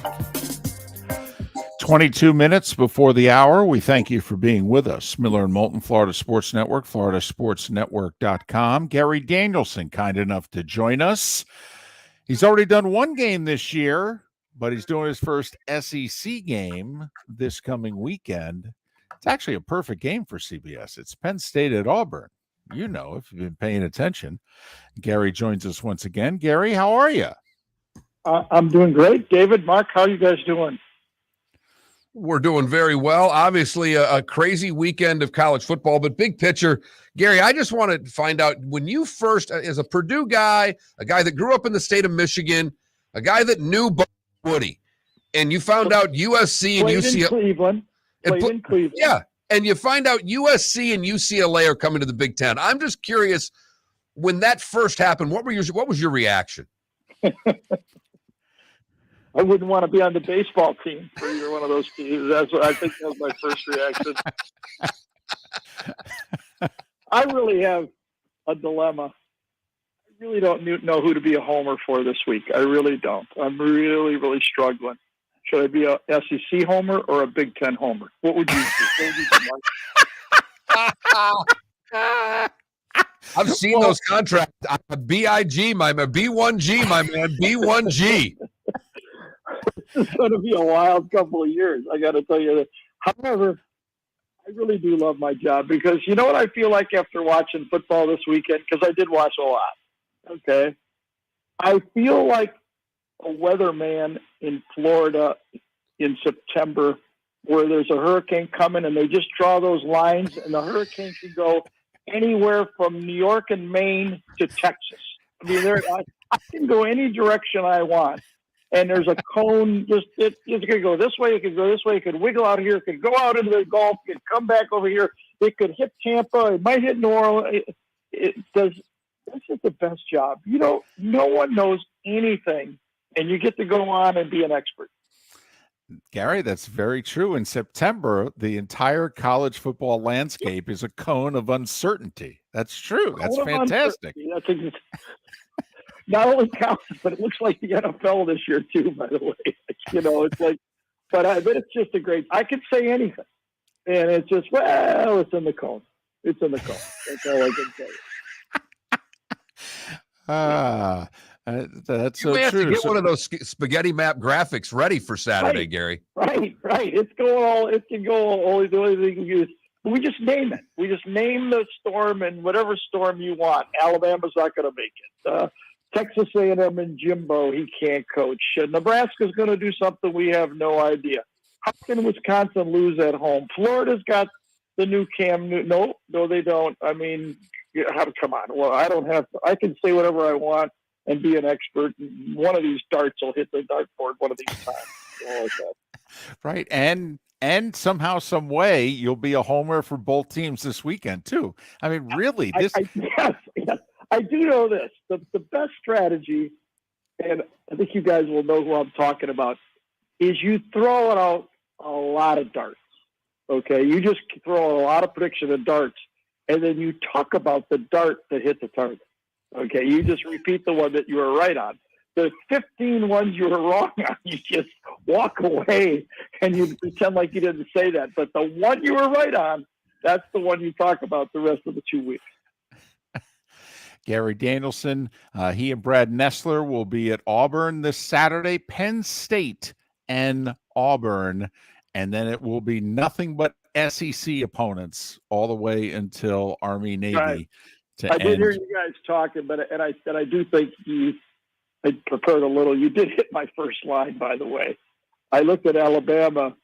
There's no Julio Jones, Calvin Ridley, Amari Cooper, Jerry Jeudy, Donovan Smith, Henry Ruggs. There's nobody out there. How does that happen? I mean, come on. They recruit better than anyone. This has just been a factory. When you watch that and didn't see the best weapon to me was on Texas's team, Gary. We don't see that very often when Alabama plays.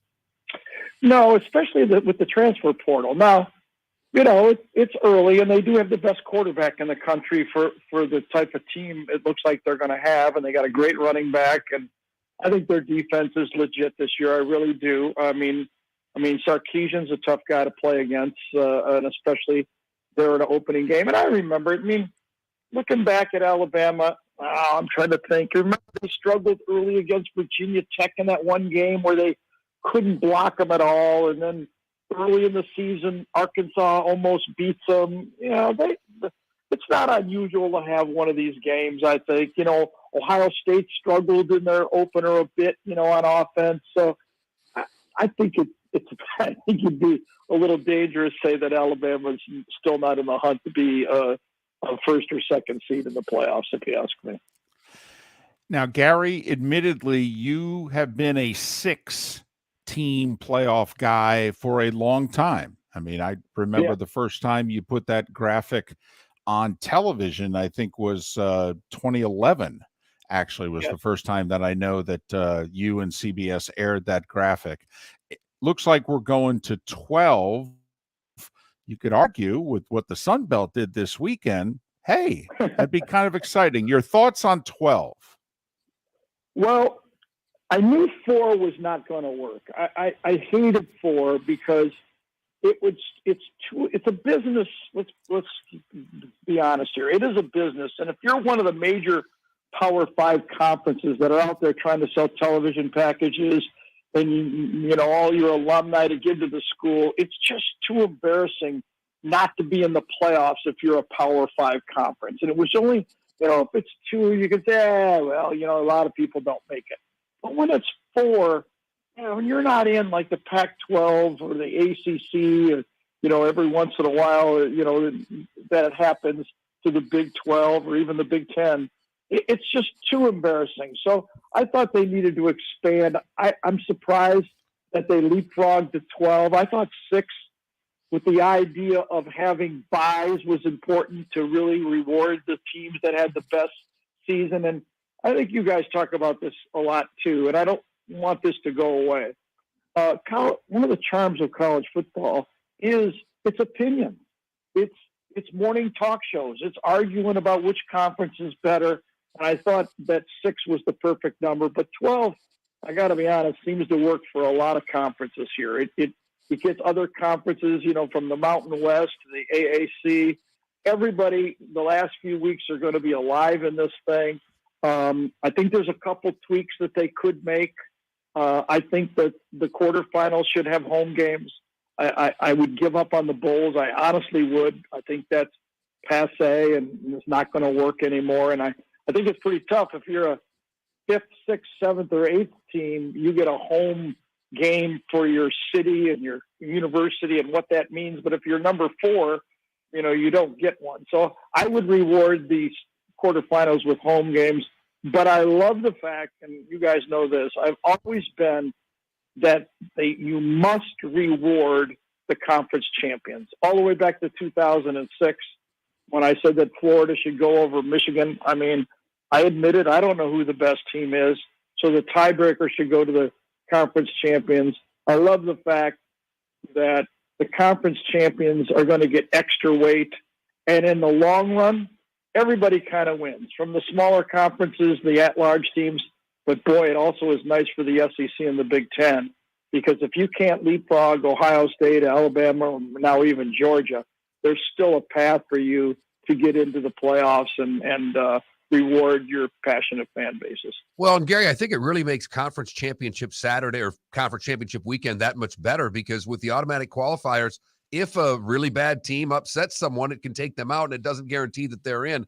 I just think, we had a weekend where Utah lost to Florida, right. Oregon gets whooped by Georgia, and here we are counting the Pac-12 out again, and it's the first week in September. I think that as you've always talked about, Gary, with the conference champions, it does make every game matter. It does.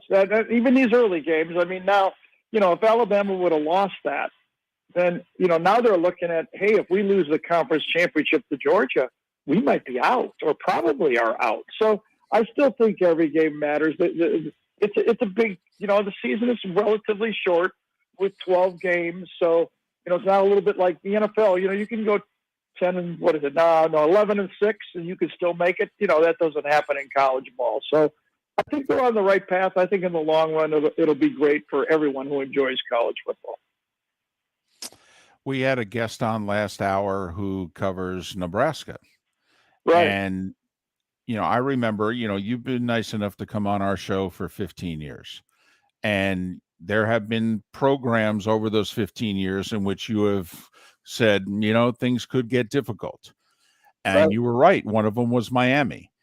When you look at the landscape that it is now in college football, Mark says it's as simple as Nebraska has to figure out the NIL component. Is that really what it now comes down to as to whether or not you can compete or not?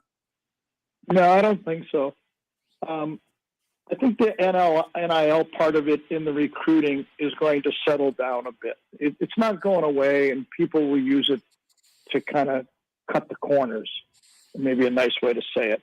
But I still think it goes about finding the right guy. When you have the Barry Alvarez or Bill Snyder, you can make a program go. I just don't think this is really hard. I mean, don't you just offer it to Matt Campbell and just get over with it? Aren't you done? I mean, do you really look at other people? Don't you make him say no? Because I think the right guy anywhere can win. Now, can Nebraska be what they were? When they dominated college football, when they had 150 guys and the whole, Mountain West area were walk-ons at Nebraska and the game was a bit different? Maybe not. And that's the tough thing for Trev Albert. When you try to recreate Nebraska and everybody says, well, you got to make them like Wisconsin and Iowa and just be tough and, just win your games. Yeah, that's true. You might be able to win the Big Ten West, and you might be able to compete and win your 8, 9, and once in a while 10, 11 games. But, that goes well at Iowa, and that goes well at Wisconsin and Minnesota and Purdue. But I don't know if the Nebraska fans, when you're trying to build a program, do you really just say, what I want to do is I want to buy this property in Port Royal, and I'm going to tear down this beautiful mansion. I'm just going to build a little ranch. I'm going to just a nice house. That's all I need. I don't know if it's going to work in Nebraska. I really don't. You're saying a little TV room. I need a bedroom, a nice lanai, I don't need a big swimming pool. What do I need a big swimming pool for? All I do is stand in it, like Yeah. that. You're saying a little 3-bedroom, 2-bath ranch in Port Royal may not work? Right. I don't need any stairs. Hell, we never eat in the dining room anymore. What do I need a dining room for? Like that. So, hey, I got a question for you guys. Where would you, if you had your choice besides doing your show here in all of Florida, where would you want to do morning radio this morning?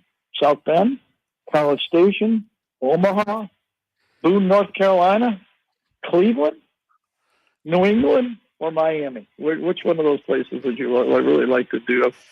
College Station. To do talk radio in the morning today.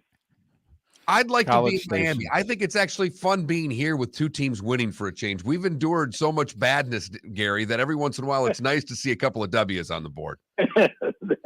That's true. That is true. So, yeah, that was pretty fun going around the dial. Hey, you want to know my favorite tweet of the weekend? Yes. Sure. My grandkids said that to me. The Fox finally did a Alabama game, and this one guy tweeted out, he said, I can't believe I'm saying this, but I'd like to apologize to Gary Danielson. I thought that was really nice. Gary, I've come to the point now when people ask about the show and who comes on, I say we have Gary Danielson on the show. It's an SEC person, whatever team that they are a fan of. Their response is, Gary hates Florida. And I now just look him dead in the eye and go, yes, he does. I'm going to conference to conquer in 2 years. I don't know if I'll have time, but I'll give it a good shot. All right, quickly. One of our great guys on our crew, I gave that line as like, I'm a little nervous doing this, this year when I have to do the Big Ten and the SEC next year. I said, I'm really nervous of, I don't want to, how should I offend everybody? He just said, just be yourself. You'll offend everybody. I think to say that, isn't it? All right. What kind of expert are we done, or we want more? Nah, we're all right. We're done. We're done. You covered enough ground, and I think I know who you're talking about on the crew that could look you in the eye and say that to you. So, safe travels to Auburn. I'll see you Saturday. All right, we're gonna do this again sometime. I'll try to think of some expertise for you. Okay? Keep throwing darts, Gary. Keep throwing darts. Cone of uncertainty next week, Gary. Gary Danielson Danielson from CBS Sports. We are Miller and Moulton, and we thank you so much for listening. Back with more in a moment. We'll digest what Gary said next on the Florida Sports Network. Bring your big mouth to John Smith Subs and indulge in their overstuffed subs with the freshest quality ingredients. Enjoy our famous steak bomb with perfectly grilled marinated sirloin steak topped with provolone cheese, grilled onions, peppers, mushrooms, crispy bacon, juicy tomatoes, and creamy mayo. Boom! Made-to-order crispy fries can be paired with the Gator, the Cuban, the Chicken Bomb, or the Italian. Love local. Eat delicious with John Smith Subs. Find a John Smith Subs location near you today. Golfers, are you bored of the same old driving range warm-up routine that's not getting you the results that you want on the course? Power up your golf swing by adding resistance bands to your range sessions with the Orange Whip Golf's Power Strap Kit. Featuring band attachments to your feet and hips, Power Strap resistance training will boost club head speed, increase power, improve flexibility, all with just a few swings. Buy a Power Strap Kit today. Go to orangewhipgolf.com and use code Miller10 to receive an additional 10% off the already great price of $119. David Moulton for Napa Auto Parts, and Napa Filters. Insist on Napa filters for your vehicles, or if you're a do-it-yourselfer, only buy Napa filters. Napa has a filter for almost anything on earth that moves, whether it's motorcycles, foreign and domestic cars, vans, SUVs, earth-moving equipment. You get the idea. Napa Auto Parts, Napa Filters. Insist on them for your vehicles, or if you're do-it-yourselfer, only buy Napa Filters. Mark Miller for SWFL Golf Carts, or online, flgolfcarts.com. If you're looking for a golf cart, an e-bike, or an e-motorcycle, go visit Alex and the gang at SWFL Golf Carts. flgolfcarts.com online. Check out their whole inventory. If you're looking for a custom cart, they can take care of you. 2-seater, 4-seater, 6-seater, they've got you covered. E-bikes, nobody better for value and service. E-motorcycles, check them out. Again, flgolfcarts.com. flgolfcarts.com. Miller and Moulton here for the Clutch Vodka Play of the Day. Mark, remember Nick Charles, Fred Hickman, the CNN Play of the Day? Yeah, CNN did a nightly sports show. That was a while ago. Yes, it was. Just work with me. Everyone liked the pod, the play of the day. So how about we have the Clutch Vodka play of the day? Sounds good. Fun. Smooth. Like Clutch Vodka. Listen weekday mornings for the Clutch Vodka play of the day. That's Clutch with a K.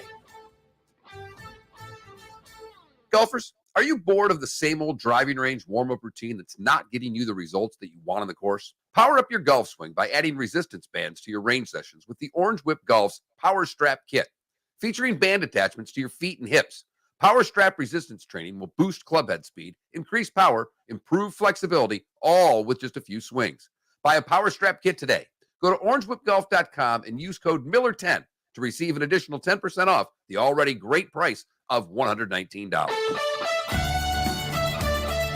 You are listening to Miller and Moulton on the Florida Sports Network.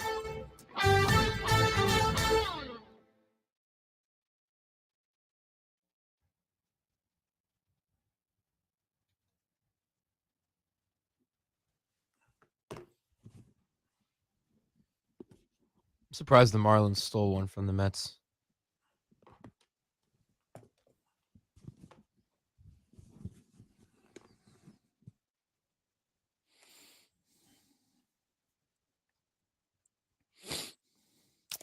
Well, Jimmy Bird, there is some truth to that because guys are like, well, why should I sit here and, not play? I want to play. You were promised something during recruiting that you're finding out to be not true. Or they went out, you played a year, and you were getting a lot of PT, and then they recruited over you. And now you're like, oh, snap. I'm not going to play much with these two guys here. So, yeah, Jimmy Bird, I'm all for it, for the record. I'm all for it. And thank you, Mongo. He's been a friend of the show for a long time.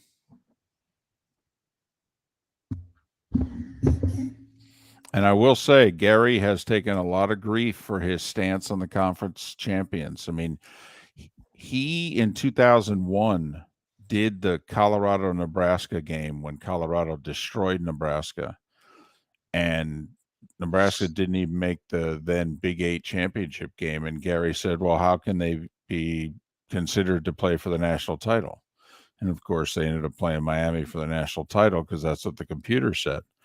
2 years later, he did the big, I don't know if it was 12 by then, 8, 12, whatever it was. And Oklahoma was unbeaten #1, and Kansas State drubbed them 35-7. And Gary said on national television, I don't understand how and the computer had already said that Oklahoma can lose to K-State and they're still going to play in the BCS title game. And Gary said, I have no idea how you can lose this badly and play for a national championship, which made life pretty uncomfortable for him. I mean, that's only Bob Stoops in Oklahoma he was throwing under the bus there.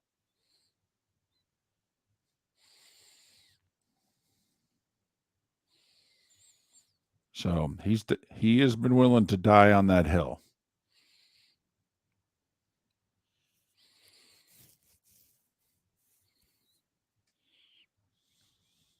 Nobody remembers this. In 2011, the Georgia-Alabama rematch, he put a graphic up during the SEC title game in which he had Oklahoma State as the #2 seed. Bama was the 3. And that if it was up to Gary, he would have had Oklahoma State play LSU for the national title because he believes in conference champions.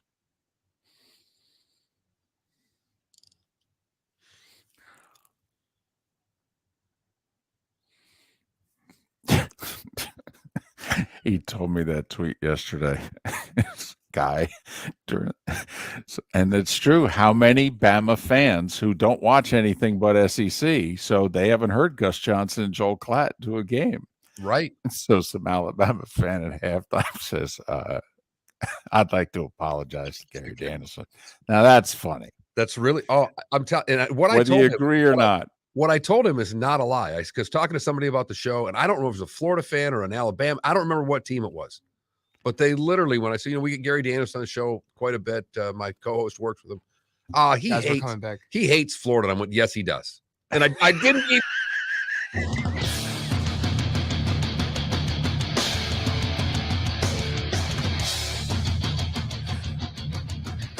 You are listening to Miller and Moulton, exclusively on the Florida Sports Network. And now here's Mark Miller and David Moulton. It's the final hour of our show in Lake City, Tampa, St. Pete, Port Charlotte, and Venice. Halfway home in the 239. We are Miller and Moulton. This is the Florida Sports Network, floridasportsnetwork.com. Got a poll question up there. It deals with Overreaction Monday. Which one of our overreactions is the biggest? Go to floridasportsnetwork.com. That Mark Miller, the David Moulton, and vote. Got some good choices up there. The one we think hits closest to home was the Gators' win over Utah a fluke? Which then, Mark, as we started doing the show, we started asking, hey, Gator fan, would you like to swap the wins if you're going to be 1-1? Because now you know what you're staring at. Going to be underdogs going to Knoxville in 12 days. And if you don't pull the upset, 2 SEC losses. Got this text, David. 21,000 is the text line. If you've never texted before, you need to text the keyword FSN radio, all one word, one time, then you're in. I don't know if I've ever seen such a great, hopeful performance followed by such a poor, disappointing performance in the space of 1 week. Talking about Richardson in particular, but to a lesser extent, the team. Although as much as I enjoyed last week's victory, I do realize we were a little lucky to escape with a win. And it's tough to keep perspective when week 1 was that damn exciting. Well, and I, every once in a while I will text back. Not always, but sometimes when someone puts this much work into a text, I thought that was worthy of a response. And I just said to him or her, would you trade the Utah win for a win against Kentucky? And they said no. The Utah win was so thrilling and encouraging. Beat Georgia. Well, hey, now, Hey, take it easy. Take it easy. But, football is so glorious because the season, each game has so much significance to it. Like Scott Frost has been fired after 3 games. Now, you could argue it was after 4 years and 3 games, but still.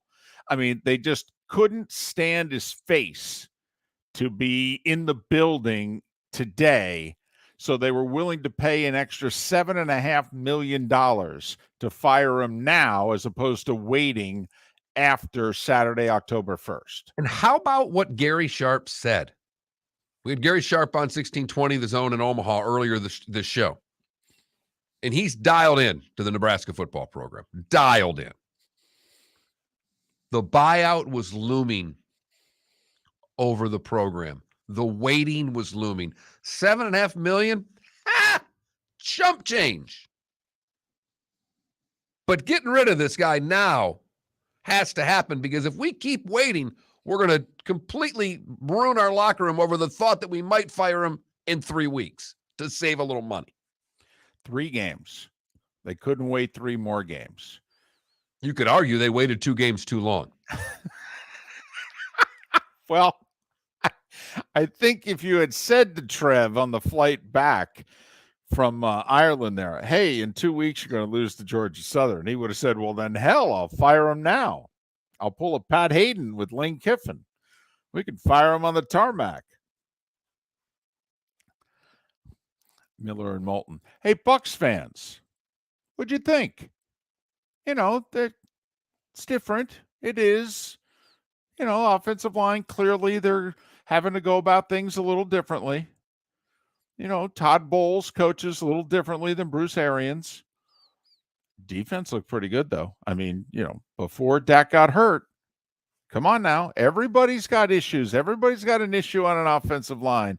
Everybody's got, do we have enough wide receivers or running backs? Come on, man. This is the National Football League. Who doesn't have issues? So, yeah, the Cowboys had issues, but you took advantage of them. And Dolphin, you've beaten the Patriots 4 times in a row, by the way. Tua is 3-0 against Bill Belichick. No, 4-0. Is he 4-0? Yeah, technically. Oh, Yeah, that's yeah. right.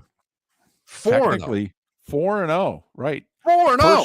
First quarterback ever to be 4-0 against Belichick. I Yeah. will say that first throw of the game from him didn't look pretty.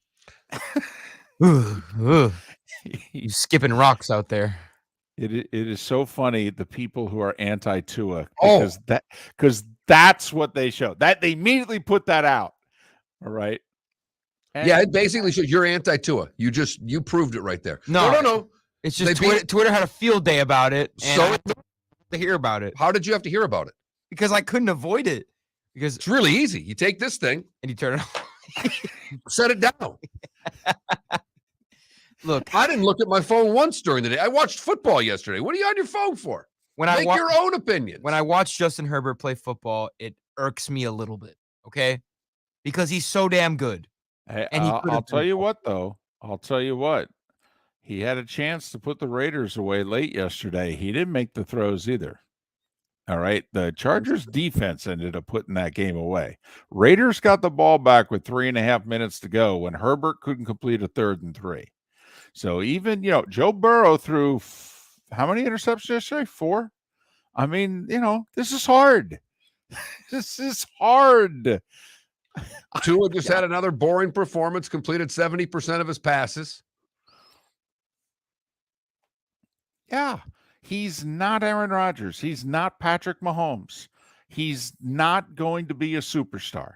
No doubt about it. But He's can just he be Tua. good enough to win, to get to the playoffs, to actually win a game in the playoffs?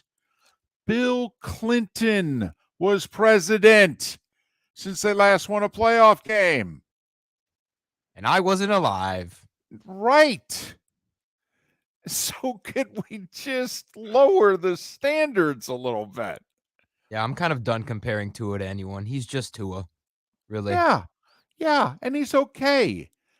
And hopefully he'll be better than that. And give him time with this group. First game with a new offensive line. Right. In a new system. All right. Against a very well-coached team. So, and they look good. They look fine. They controlled the game. I'm curious what Bucs fans thinking. More injuries. Godwin now with a hamstring. We'll see how those things play out. Left tackle got hurt, didn't come back. Ooh, snap. Now, when do we start spending draft choices and money? I mean, that's Mark. We've been talking about this now 3-4 weeks. If you're the Bucs. And also this, I mean, it's 1 week. So I'm going to try not to cannonball into the deep end here. But Mark, tell me who in the NFC you fear right now. It's a great question. I mean, And off of one game, Minnesota Vikings looked really good yesterday. they did. They looked like a really good football team. In fact, Yeah. I would say that's a team I'd fear. Okay. That Okay. Well, once again, week 1, Saints beat the Packers 35-3 last year in week 1. But Well, I'm listen, not I gonna asked the pick Bears. question. Right. But the point is, certainly me, even more so than Mark, but I think Mark is 3/4 of the way down the road that I am. Man, if you're Tampa, you go all in this year. You go all in. First off, we're all thinking it's Brady's last year. And secondly, that conference is wide open. Wide open. think about just through week 1. Think about the teams that we had the highest regard for. Now, David and I did not. The Cowboys. But the Cowboys are highly regarded. They won 12 games last year. People think that this is a playoff team, and well, they just lost their quarterback for 6 to 8 weeks. The Rams got beat up by the Bills, albeit the Bills are the Super Bowl favorites. But it looked like Cooper Kupp and nothing else. And also, Whitworth retiring at left tackle. Not that easy to replace now, is it? When a 39-year-old left tackle decides to retire, we'll just replace him in-house. Really? There's a reason he was playing at 39 because you couldn't replace him in-house. Packers receivers could not get open yesterday. And then when the one kid did, he dropped the ball. And by the way, Mark, just a game within the game. It's a North Dakota State wideout. 90% of the Bison fans are Vikings fans. So here's the kid wide open. And so, when the ball's in the air, it's kind of like, so do you want him to catch it and go to the house because you're rooting for Christian Watson? Or you're like, drop it because you're a bigger Vikings fan than you're a Bison fan? It's B always for that group. And the shot of Aaron Rodgers' face after he dropped it. Oh, goodness. Yep. Yeah, he didn't throw it to him again for the rest of the game. Right. He got a ball thrown at him at the last drive of the game. Rodgers looked at the scoreboard and thought, man, I've seen this the whole month in training camp. So it's why we have our poll question. It's why we went with the overreactions, because that's what happens after week one. As David pointed out, how did the Packers look last year in week one? Right. Michael in our Twitch chat room pointing out how the Bills looked in week one a year ago against the Steelers at home. A lot of stuff happens week one in the National Football League. I will say we even tried to warn ourselves, in which we both grudgingly picked the Bengals to win, but we thought it would be closer than the spread because why? It's the Steelers, and remember what they did week one last year. Well, guess what they did again week one this year? Same recipe, too, just out-physicaled the Bengals in that game. They were a tougher football team. They tried to piss it away 75 different ways, and really and truly should have. The Bengals, for as badly as they played, should be kicking themselves this morning because they should have won that game 10 different ways. And once again, the importance of a snapper. But I'll say it, I really do think rosters should be bigger, and I certainly think they should be bigger on game day. I have no can somebody explain to me why you're paying somebody a full game check to stand on the sidelines in street clothes? 53 guys show up and 47 of them, get to play. I never why? And I don't understand how these billionaire owners are okay paying 6 guys the same amount of money if they were playing or not. I don't get it. Particularly Why'd with you where fly the him practice, there? particularly with where the practice squads are now. There are more players. They thought there may be at one point a competitive advantage of one having 53 and the other in 47, but we've gotten past that now. There's enough bodies for everybody to have 53. It makes absolutely positively zero sense. It really does. Miller and Moulton. It's an overreaction Monday. It's a football Monday. Hell, it's football season. That's what we're going to do right here on the Florida Sports Network.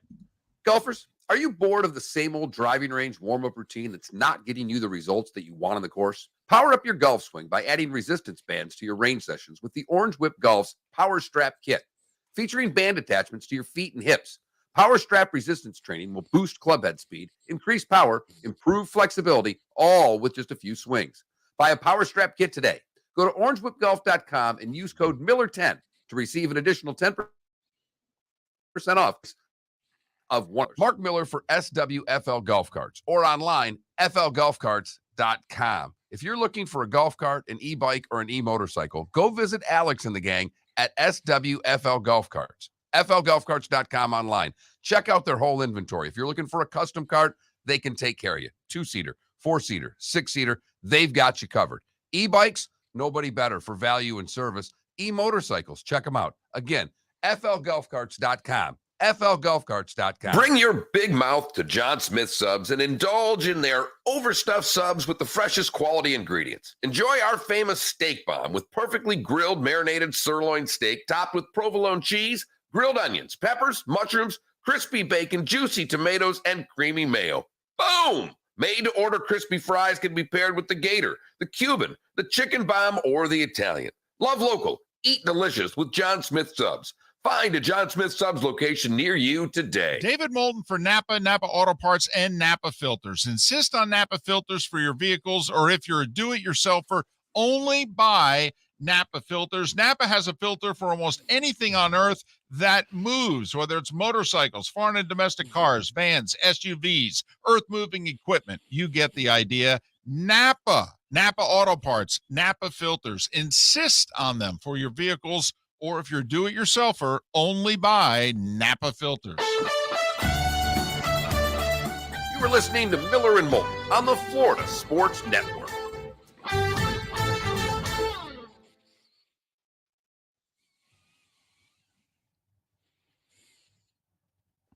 So Chi-Town, you don't think a little 3-bedroom, 2-bath ranch style home will work in Port Royal? Yeah, Deadstruck. I do love the fact since the Dolphins have the Niners pick, they're technically 1-0 and have the 3rd pick in the draft. By the way, and we'll say it on the air, Mark, but it's coming out, Dak out 6 to 8 weeks now. Had surgery already.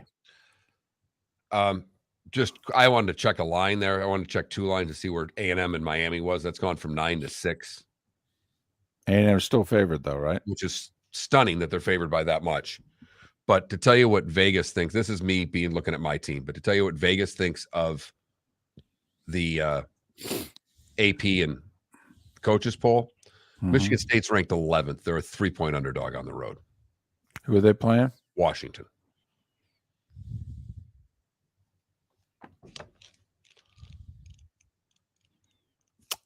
DC? Yeah, his throwing thumb.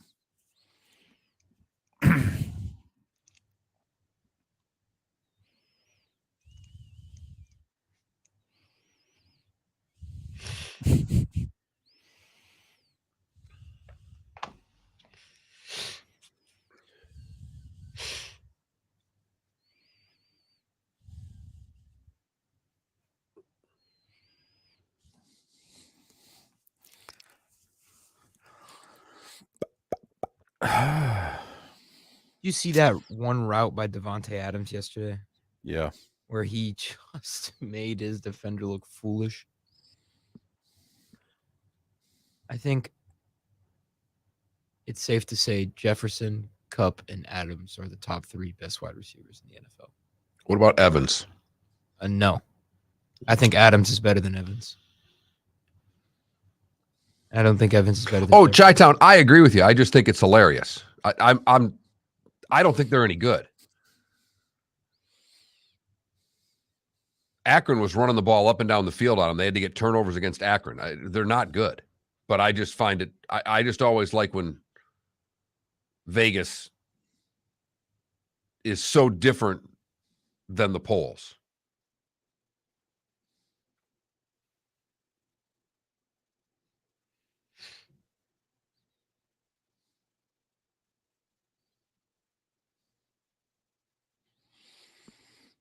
Yeah, first time the Giants have been 1-0 in 6 years.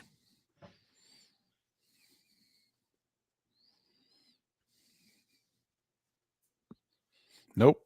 No more guests today. We try to not have a ton of guests on Monday. So much takes place from Friday night on through. We want time to talk about it, get your reactions. And Dandy, and not to just play disagree, I don't think they're emotional. I think they're lazy. I think they're really, really lazy, the people that do polls. I mean, I have no idea how you could have Texas A&M in your poll. I don't know how they garnered any votes this week. I really don't. Never mind the fact they're in the top 25 in both polls. What the?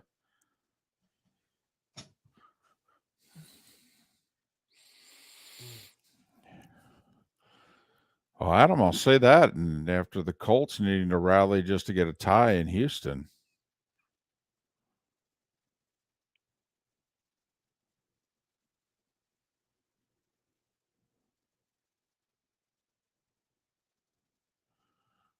Mark, you've been asked a hard-hitting question by Hornung. Never had them.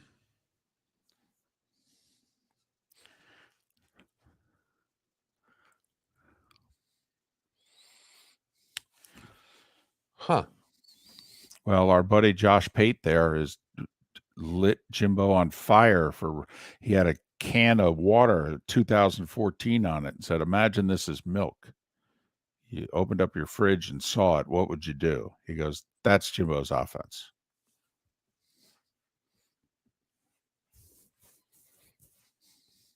We're coming back.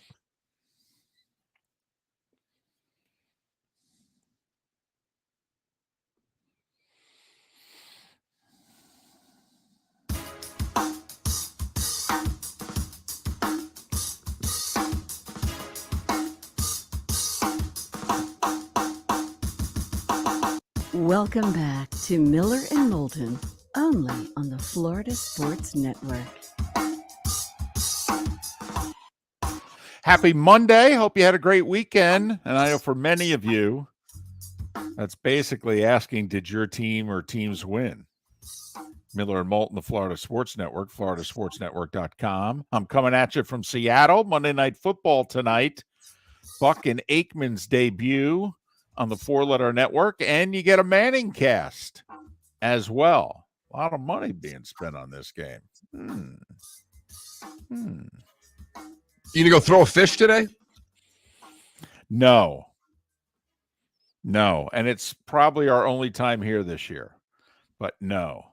I have an errand to run, and then I have a big decision because I don't think we're part of the escape.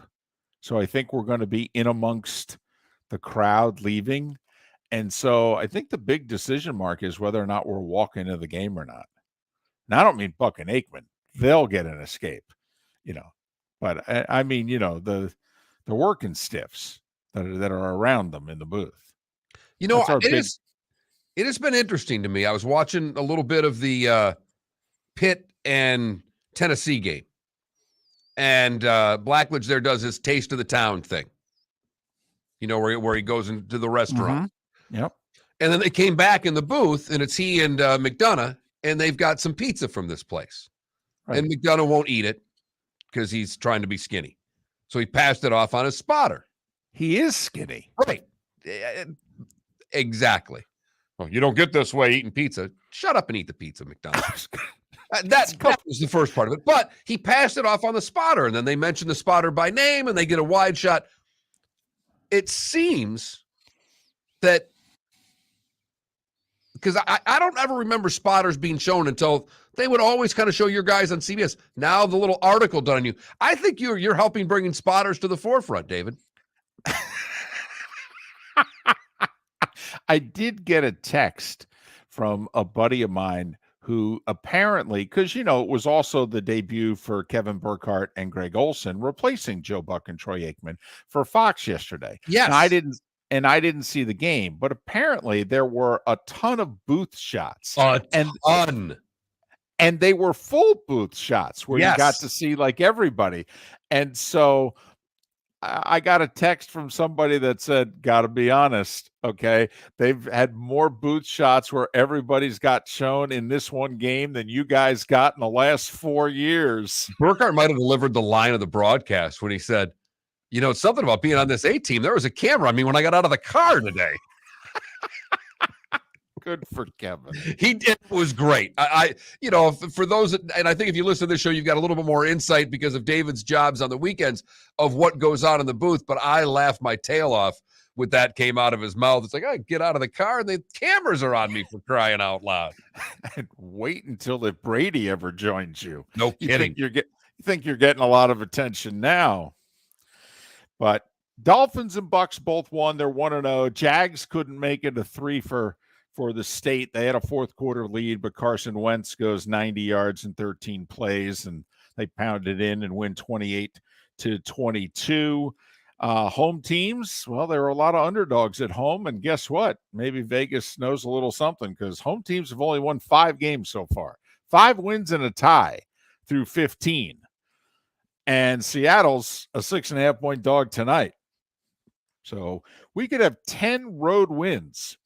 Mark, 10 road wins and a tie from week 1.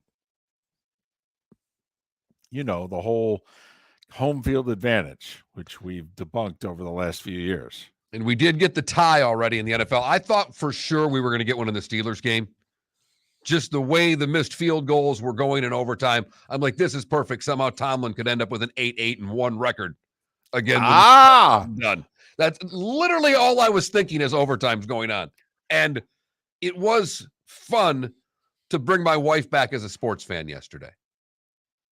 She sat down, watched the entire Steelers-Bengals game with me. And like you, David, when I watch a game on the couch, I just make various comments. I'm not rooting for one team or against another. I'm just, if all of a sudden on a play and I see a wide receiver's got him beat, you might hear out of my mouth, "Oh, he beat him." Just really quickly, that just flies out. Little things. The problem is that if any of those little things in my house happen to be disparaging towards the team that my wife roots for, she takes it very personally. It started before the games even started yesterday when Frank the dog, wearing his Michigan State collar for game day on Saturday, I just watched her call the dog into the kitchen. Say, "Come here, Frank." Saw the collar come off and the Steeler collar come on. All right. She's taking this moderately seriously. I like it. It's game day. Okay. All right. She had her spot on the couch, sitting there with the blanket and the cat. Wait a minute. Your wife has a spot on the couch to watch the game from? To watch anything from. It's kind of her spot. Oh, okay. Okay. You know, she's I just didn't know if the game had its own spot. You know, kind of like when she watches the Olympic Channel for all the gymnastics. I didn't know if the Steelers got that spot. Here's the thing. She might now because she was forced out. She got up, and then the daughter, because the cat was there, the daughter invaded the spot to play with the cat, forcing the wife to move mid-game. That's when my comments start coming. Because, David, I'm just watching a close football game and making observations about, I've got 3 games going. I got a Dolphin game going, I got a Steeler game going, and I'm watching Lions-Eagles. All of them are entertaining in their own right. But I started getting that look when I just started making generalizations. Right. And she was worked up into a frenzy over the Bengals game of nerves and excitement. And I don't know if I've ever felt that close to her in the 10 years we've been together. I didn't know if a nail biter like that made you feel closer or vulnerable. I didn't know. So it's good to know. That's a good answer. It was a little of both, but they pulled out the victory. And maybe that's why I feel closer today. You know, it could have gone the other way very quickly, David. That's true. If they were 0-1, you might be on shaky ground for a comment or two. So, but I'm curious about Tampa and New Orleans now heading into next week. Both teams won. Bucks got injuries. Saints were shaky. Man, Falcons and Texans showing, hey, we're bad teams after all. I mean, we could play 3 quarters, but ultimately we're bad teams. And did you catch the Falcons head coach, by the way, after the game? Just ripping into the media, totally shifting. I mean, it was brilliant by him. He's totally shifting the blame away from his team and what have you. He just went up to the podium and go, well, you guys all have our stories written on the year anyway. We're terrible. We're going to have the first pick of the draft. So just write whatever the damn hell you want, he said.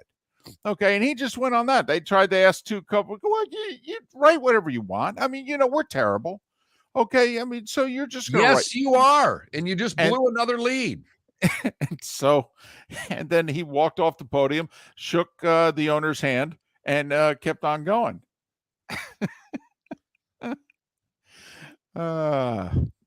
That might play at Georgia State. It doesn't play as well in the National Football League. Well, I think the owner's on board. They know they're drafting a quarterback next year. Either that or they're going to play Ritter real quickly, which is what I think is going to happen. It may have to happen, as bad as this team is. And I was laughing, because the Saints hate the Falcons. The Saints took great pride in the Falcons blowing their lead to the New England Patriots. So for the Saints to come from behind in the way that they did against the Falcons in that game will just add more to what is one of the sneaky good rivalries in the National Football League. It's one of the top 5 rivalries in the league, Saints-Falcons. But no one outside of New Orleans and Atlanta has a clue what that rivalry is. No, they'd play each other for free in a parking lot. Tackle in a parking lot. That's how much they hate each other. And Atlanta blowing that game against the Saints. Miller and Moulton. We'll go through some more games in the National Football League, talk some things that happened on Saturday, as well. All coming up on the other side right here on the Florida Sports Network. Golfers, are you bored of the same old driving range warm-up routine that's not getting you the results that you want on the course? Power up your golf swing by adding resistance to your range sessions with the Orange Whip Golf's Power Strap Kit. Featuring band attachments to your feet and hips, Power Strap resistance training will boost club head speed, increase power, improve flexibility, all with just a few swings. Buy a Power Strap Kit today. Go to orangewhipgolf.com and use code Miller10. Receive an additional 10% off the already great price of $119. David Moulton for Napa, Napa Auto Parts, and Napa Filters. Insist on Napa filters for your vehicles, or if you're a do-it-yourselfer, only buy Napa filters. Napa has a filter for almost anything on earth that moves, whether it's motorcycles, foreign and domestic cars, vans, SUVs, earth-moving equipment. You get the idea. Napa Auto Parts, Napa filters. Insist on them for your vehicles, or if you're a do-it-yourselfer, only buy Napa filters. Miller and Moulton here for the Clutch Vodka Play of the Day. Mark, remember Nick Charles, Fred Hickman, the CNN Play of the Day? Yeah, CNN did a nightly sports show. That was a while ago. Yes, it was. Just work with me. Everyone liked the pod, the Play of the Day. So how about we have the Clutch Vodka Play of the Day? Sounds good. Fun. Smooth. Like Clutch Vodka. Listen weekday mornings for the Clutch Vodka Play of the Day. That's Clutch with a K. Bring your big mouth to John Smith Subs and indulge in their overstuffed subs with the freshest quality ingredients. Enjoy our famous steak bomb with perfectly grilled marinated sirloin steak topped with provolone cheese, grilled onions, peppers, mushrooms, crispy bacon, juicy tomatoes, and creamy mayo. Boom! Made-to-order crispy fries can be paired with the Gator, the Cuban, the Chicken Bomb, or the Italian. Love local. Eat delicious with John Smith Subs. Find a John Smith Subs location near you today. You are listening to Miller and Moulton on the Florida Sports Network.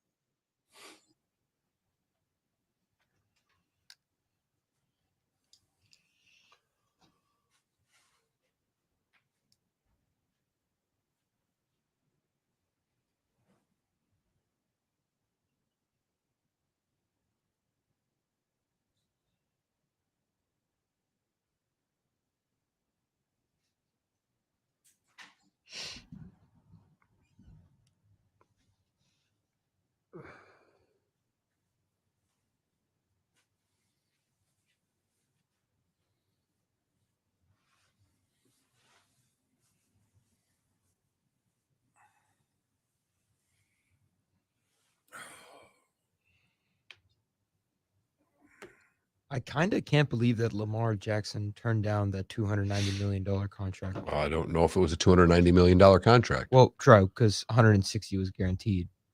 But like, damn. He wants a Deshaun Watson contract. This is where his being his own agent is not helping him. Because Deshaun Watson, all of it's guaranteed. Right.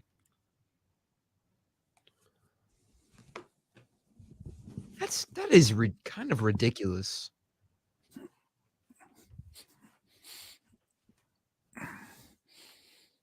I'm sorry, what did I miss? He's just talking about the Lamar contract. Well, we haven't talked about that yet. If the reports are true, how could they have expected to have signed him? Yeah, I only heard 130. I don't know where you're hearing 160. Well, yeah, I saw 133 is what the guaranteed amount was, but they offered him 5 for 250. Only willing to guarantee 133 of it. Yeah. Where did you see 160? Diana Rossini reported Lamar Jackson turned down a $290 million contract with roughly $160 million. Okay, well then if it's 290, then it's a 6-year deal. Then it's not 5. Yeah, 6-year is what I'm saying. Okay. So she's reporting 6 for 290, 160 guaranteed. Everybody yesterday was reporting 5 for 250, 130 to 133 guaranteed. Yeah, I don't know. But I'm just saying, if the guaranteed money's true in both reports, how could the Ravens expect that he would say yes?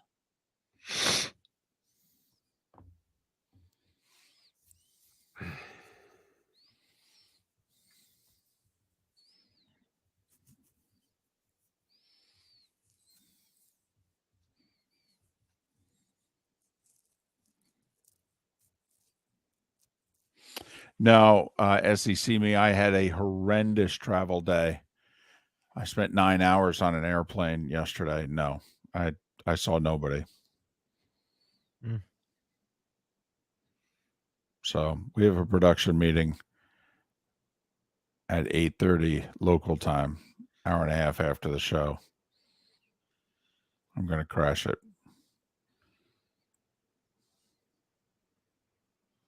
Are you all in the same hotel, or you got to? Yeah.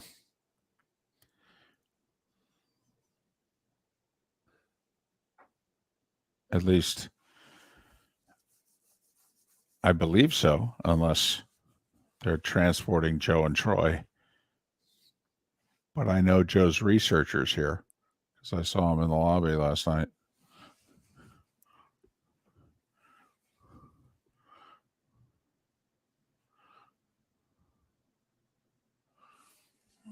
Well, Kyler's guaranteed money mellow is not 190.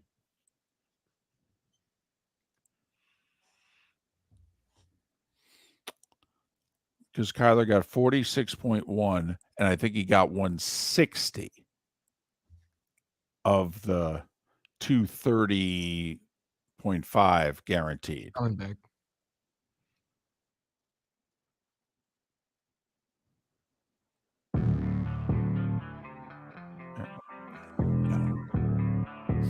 Thanks for listening. And now, more of Miller and Moulton on the Florida Sports Network. 22 minutes before the hour, Miller and Moulton, Florida Sports Network, floridasportsnetwork.com. And it's funny, and Mark, I don't know if you feel this way, but we do a 4-hour show. And on a Monday during football season, I almost feel as if we don't have enough time. And that there are so many things that I feel we end up not getting to and spending long periods of time on. But if you bring them up on Tuesday and Wednesday, is it dated? You know, does the audience go, what are you guys talking about that today for? It is busy on a Monday because we want to talk about a lot of games, and sometimes there are stories that happen. And believe it or not, there are actually other sports that I know David would like to talk about. And if he does, I will jump through the screen and beat him about the head and chest with those headphones. And it's why, if you weren't with us in our first hour, we had a serious show question that we had to figure out. And we don't have many. But we had Gary Sharp on from Omaha to talk about the Scott Frost firing in Nebraska. And he does a morning show out there, but it's Central Time. So, you know, he's on 7 to 11 our time. And so we had him on at 6:38. Well, that's normally when I do the starting five. So the question then became, are we doing the starting five at 6:21? If so, it's only a 10-minute segment. Moulton, that's not a lot of time for you. You talk a lot. Or are we going to move it to 7 o'clock? Well, if I move it into 7 o'clock, I'm going to mention sports not named football. All right, which is going to get my co-host to disconnect me because he's got the power. When I'm on the road, he has all the power. And if he doesn't send me another link so I could hook back in, he could just decide, I'll take it from here. So what happened to David? Too much baseball, everybody. Too much baseball. Right. We know he loves the U.S. Open, but you know what? It's a football Monday. Right. So I will say, though, one of the many issues which we have not discussed, and we started to a little bit during the break there, for those in our Twitch chat room, you know what I'm about to talk about, which is Lamar Jackson. And, you know, widely reported in the pregame shows yesterday what the final offer was from the Ravens. And Lamar said, I'm good. No, we'll just play this thing out.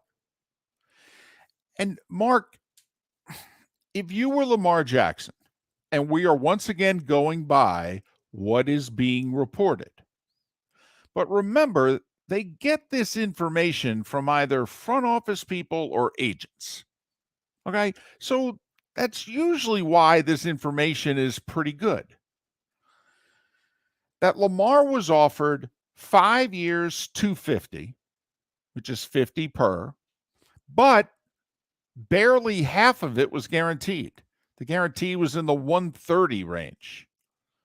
Diana Rossini reporting today they also had a 6-year offer on the table at 290, which is 48 and a third, I think, a year.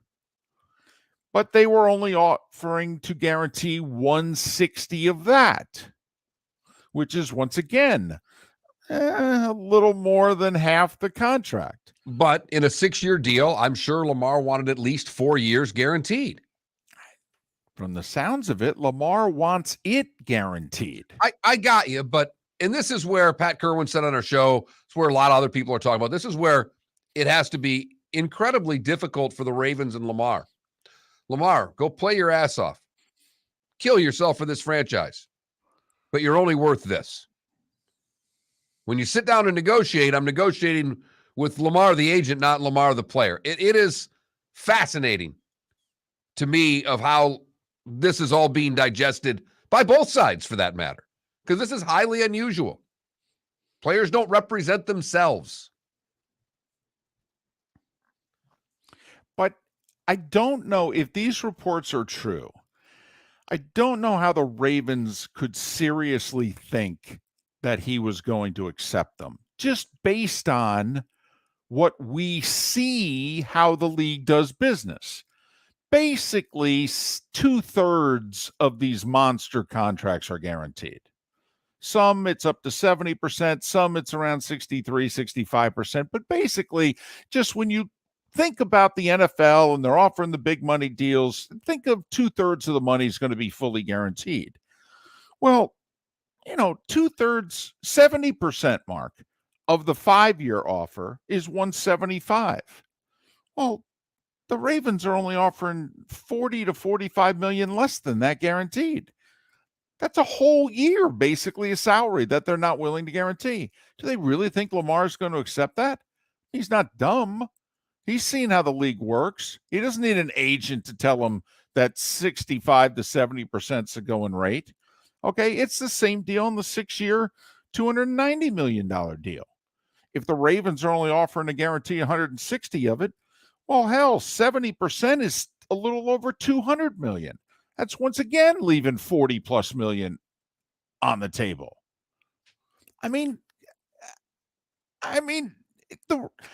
There's a part of me, Mark, that wonders, did the Ravens negotiate just good enough where they can CYA it with their fans when they move on from him in the next couple years?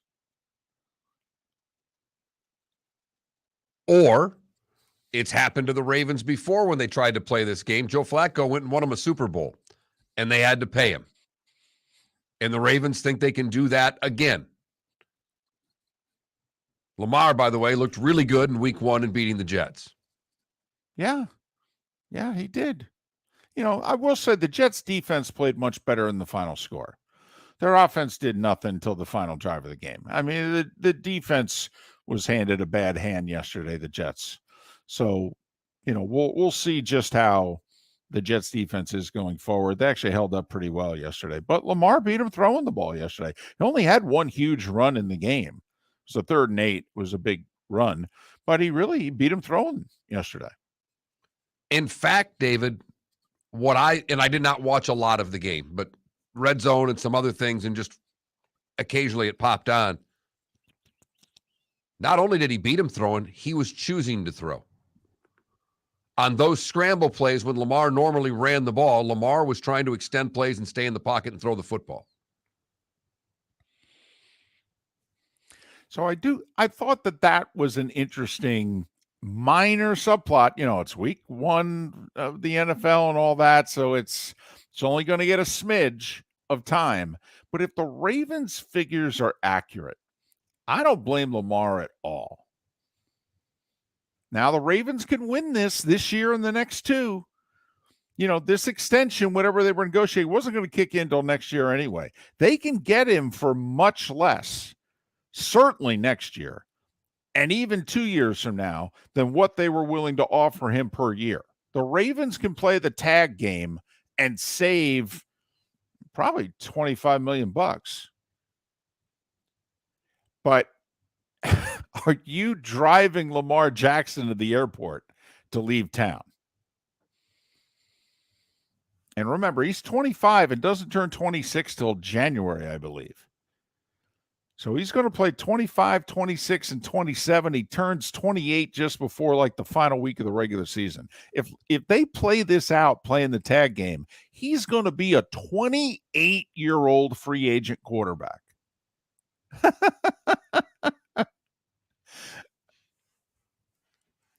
But if you're Lamar and you play the style in which you play, that's a lot of money you're leaving on the table to bank on 2 years of franchise tags. Because we have discussed this at length.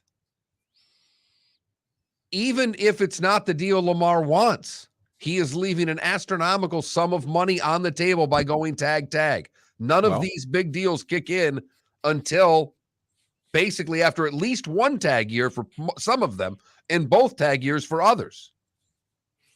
Dak Prescott, thumb surgery this morning. He's out 6 to 8 weeks. And he suffered a major ankle injury a couple years ago as well. I mean, you can be a pocket passer and suffer major injuries in this league. But so just a story we hadn't got to. Wanted to spend a little time on it. Florida Sports Network, floridasportsnetwork.com. And the Ravens have the Dolphins this week. Yes, they do. Yes, they do. And, man, there are a lot more teams in the AFC that we think, hey, they are really bringing something to the table. And then there's the NFC. Yeah, you asked earlier who was scary in the NFC. Now, someone basically answered that question on a text line and said, Bucks, Vikings, Saints, Rams, Philly. Really? What was scary about the Rams? Their lack of weapons? Well, I'd say the opposite for Philly. They had weapons. Actually, if I'm an Eagles fan, I'm feeling really good. And you know what? If I'm a Lions fan, I know the whole moral victory, but man, I scored 35 points on the Eagles. I actually think the Eagles are pretty good defensively. And the Lions moved the ball and played from behind most of the game and moved the ball and scored points at the end of the day. If I'm Detroit, I'm like, listen, if we can put 35 points up on the Eagles, we're going to be a pretty good offensive team. That A.J. Brown trade looked pretty good. Also, Tennessee lost to the Giants, uh-huh. and A.J. Brown just caught another pass and broke 2 tackles on the way for another 16-yard gain. I will say, though, Titans had a receiver yesterday that looked pretty decent. I mean, not A.J. Brown decent, but, had a guy yesterday that looks like, he'd be a nice number 2. That's what he looked like. Hey, that's a really good number 2 receiver. Against the Giants secondary, looks like a 1, but against everybody else, probably looked like a 2. Okay. But very impressive, by the way. Lions cut it to 3, 4 minutes to go. Eagles able to churn out a couple of first downs and run out that clock. That's what winning teams do, baby. That's what winning teams do. You got all your timeouts and all that 2-minute warning. It's going to take at least 2, maybe 3 first downs. And Jalen Hurts said, okay, I'll take it from here. That's a good sign. No doubt. And they gashed that defense throughout the day. So you should be able to get through 4 minutes when you have 38. But they did get the job done, got the horse into the barn for that one, and get the win. As the Eagles get a win, Dallas gets a loss. Kind of important. Doesn't matter what week it is for the Philadelphia Eagles. And they lose Dak for the next 6 to 8 weeks with the thumb injury. I don't have the Cowboys schedule in front of me here, but can Cooper Rush keep the Cowboys relevant? I mean, it does need to be pointed out the Niners at one point last year were 3-5. The Eagles were 2-5. Both made the playoffs. That is the advantage of being in the NFC as opposed to the other conference. But, you know, you want to sit down and play the schedule game with the Cowboys here with Cooper Rush now a quarterback. I mean, Cincinnati, I think, comes to town this week, or do they go to Cincinnati? I believe Cincinnati comes to town. Right. Okay. Because I didn't think the Bengals opened with 2 in a row at home, but I could be mistaken. No, I think you're right. I think the Cowboys open with 2 in a row at home. By the way, somebody in our Twitch chat room asked a really good question earlier in the show that with Scott Frost having already been fired in college football, who's going to be the first NFL coach? Is Mike McCarthy going to get the blame for Dak Prescott's injury if this goes south in a hurry? Well, weeks 3 and 4 are at the Giants and home for the Commanders. The Giant game's Monday Night Football.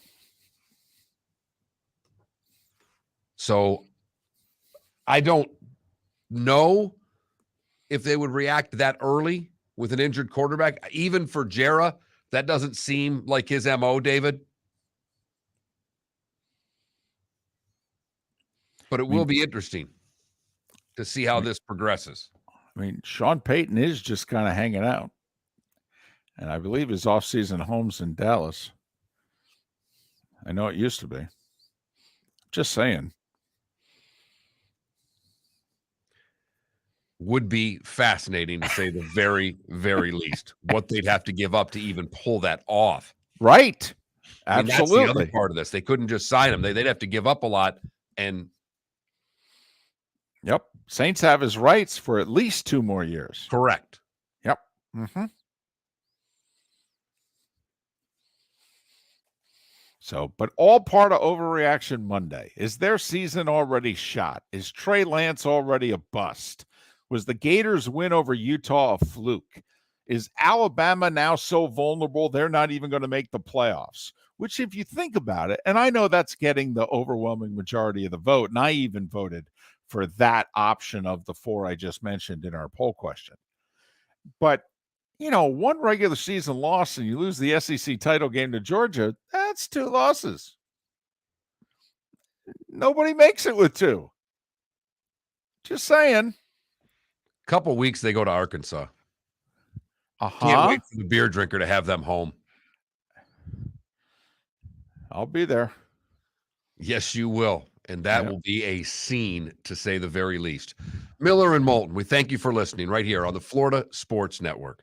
David Moulton for Napa Auto Parts, and Napa Filters. Insist on Napa filters for your vehicles, or if you're a do-it-yourselfer, only buy Napa filters. Napa has a filter for almost anything on earth that moves, whether it's motorcycles, foreign and domestic cars, vans, SUVs, earth-moving equipment. You get the idea. Napa Auto Parts, Napa filters. Insist on them for your vehicles, or if you're do-it-yourselfer, only buy Napa filters. Bring your big mouth to John Smith Subs and indulge in their overstuffed subs with the freshest quality ingredients. Enjoy our famous steak bomb with perfectly grilled marinated sirloin steak topped with provolone cheese, grilled onions, peppers, mushrooms, crispy bacon, juicy tomatoes, and creamy mayo. Boom! Made-to-order crispy fries can be paired with the Gator, the Cuban, the chicken bomb, or the Italian. Love local. Eat delicious with John Smith Subs.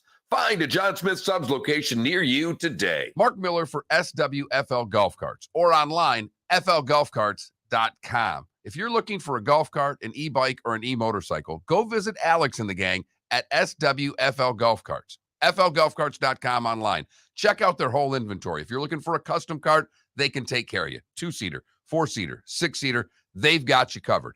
E-bikes, nobody better for value and service. E-motorcycles, check them out. Again, flgolfcarts.com. flgolfcarts.com. Golfers, are you bored of the same old driving range warm-up routine that's not getting you the results that you want on the course? Power up your golf swing by adding resistance bands to your range sessions with the Orange Whip Golf's Power Strap Kit.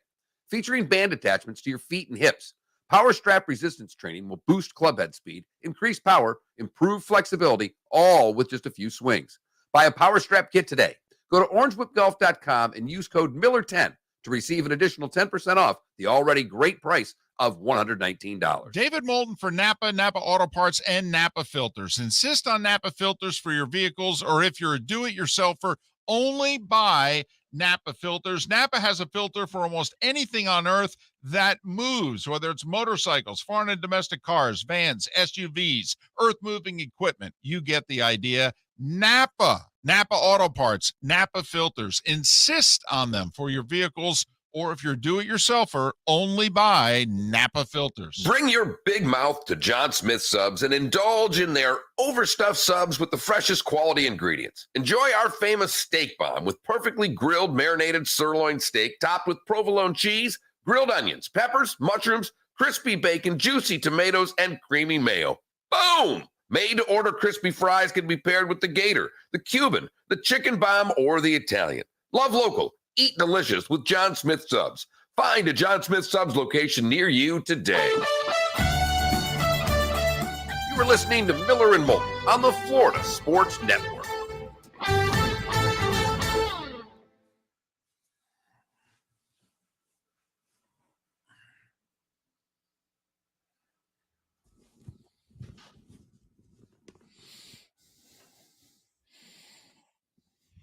Actually, I need a water, come to think of it, Adam.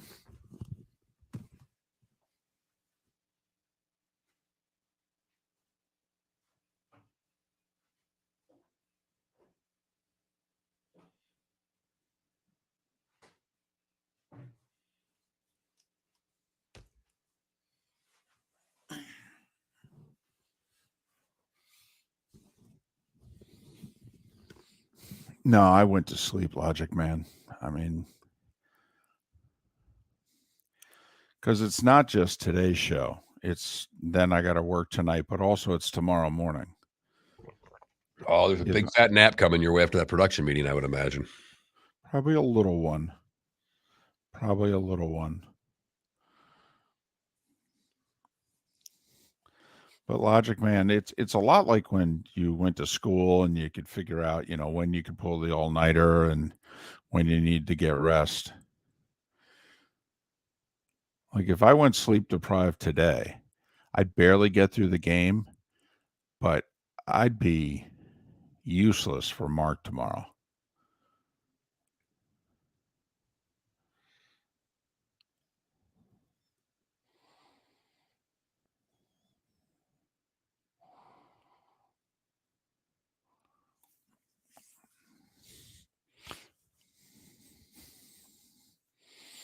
Well, Ryan, the one thing I'll say about the Titans, the taking the time out to avoid the delay of game there with 20 seconds to go, that was brutal. Brutal.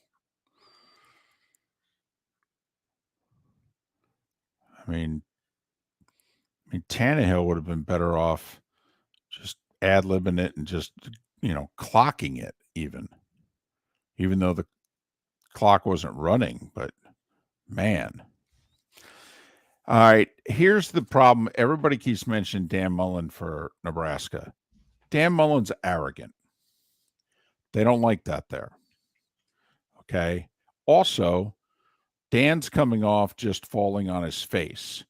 And Dan made his mark taking 2 and 3 stars and coaching them up. Nebraska doesn't want to settle for 2 and 3 stars. They should. I don't, because that's where they are. Right. I don't think it's a good fit. I don't think Dan's personality works in Lincoln. I just don't know if Matt Campbell would take the job. I'm not joking. I am not joking. And I understand the Big Ten can throw a lot of money at you. But are you waiting for the next good Big Ten job? I don't know the answer to that. Yeah. Does Dan Campbell just hang out and see what Harbaugh's going to do?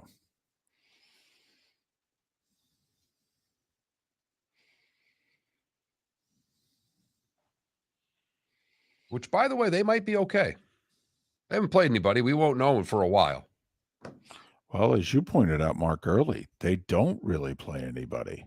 And remember, one of their tough road games was Iowa. Right. So we don't know if Michigan now, until they play Penn State at home, October 15th, when do they have an opponent? Now, I'll be interested to see him play Iowa just because Iowa's got a good defense to see what they can do. But Right. what do you got to put on the board against Iowa to win? 9? Right. By then, maybe 17. Coming back. Right.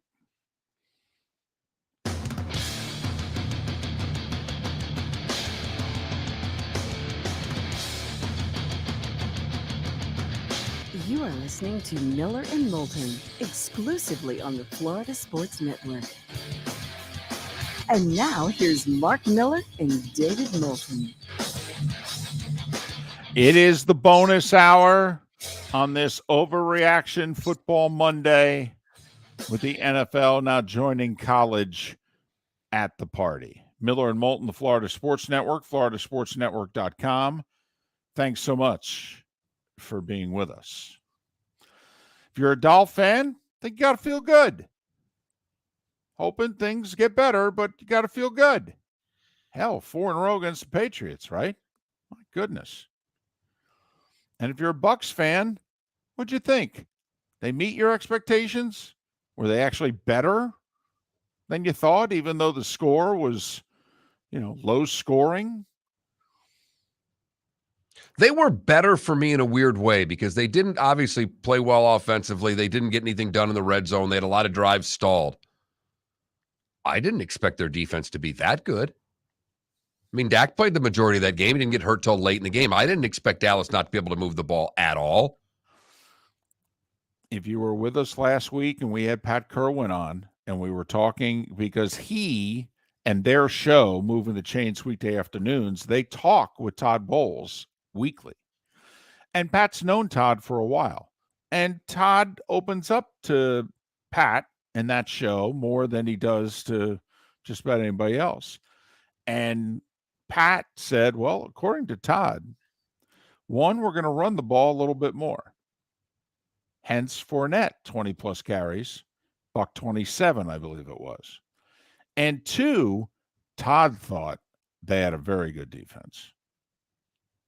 Now, to us, the question on the defense, see, all of last year's injuries in the secondary helps them this year. They're so deep now in the secondary. And their 2 linebackers, I would argue, are the best tandem in the league still. Levante David hasn't slowed down noticeably yet. But, Mark, you and I are wondering, can their defensive ends, when they need to get pressure, can they get pressure? Last night, I thought they got a little bit of pressure. They did, be it against one of the worst lines in the National Football League. I mean, you don't lose a starting left tackle. You got a kid that was playing for Tulsa last year, starting at left tackle in the National Football League, David. That's not the recipe for success. Agreed. That's a banged up line to start the season. And they lost a guard early on in the game. And that is true. Like, the irony is the 2 offensive lines are mirror opposites of each other. The Bucs' strength is at tackle. Right now, the Cowboys' weakness is at tackle. The Cowboys' strength is in the interior. The Bucs' weakness is in the interior. So you're right, though. Not only rookie left tackle, but then left guard gets hurt during game. So the Bucs took it, and they talked about it during the game. The Bucs took advantage of a weakness that was there and exposed it and put pressure on the quarterback. Ended up knocking him out of the game. For Dallas, the line's not going to get any better by next week. You've got a backup quarterback starting. Oh, by the way, you're going to have a PO'd Bengals team coming at you. And then what looked to be a soft spot of the schedule where with Dak Prescott and hopefully by then some players back, maybe a wide receiver would be back, maybe the offensive line would be better by weeks 3 and 4. And now all of a sudden you're going to go on the road and face 2 divisional opponents that you've dominated here recently in the Giants and the Commanders. And there could very well be must wins for you. And you got Cooper Rush. Hey, how many carries did Zeke have last night? Was it like 4? Did I see that? He had 10. 10. Okay. 10 for 52. Yeah. Don't you think they got to run the ball more? Yes. Like a lot more? Just a thought. And then maybe this thing called, wait for it, play action. Because you're right. They have CeeDee Lamb, but their receivers are banged up. And I don't think they're back next week. No, I don't think so either. Nope. It's getting late early in Dallas, as they like to say, or as Yogi once said. And you wonder, I think there's a chance, Mark, that Jared does something bold with McCarthy. I really do. If they're 1-3 or something like that, I actually think there's a chance. I think there's no doubt if there are odds out there, he's going to be the one leading the odds as far as coaches on the hot seat to be first fired. I don't think there'll be any question really after week 1 that that's the case. Although Frank Reich could be up there if he wouldn't have pulled that tie out against Houston. I mean, you said it to me on Friday. You were all over me and said, if you're Colts, because I've picked the Colts for a couple of years and have looked bad doing so. So if your Colts don't win this game, and I'm watching that at 20-3 going, thank God he's in Seattle because I don't want to hear it during the breaks.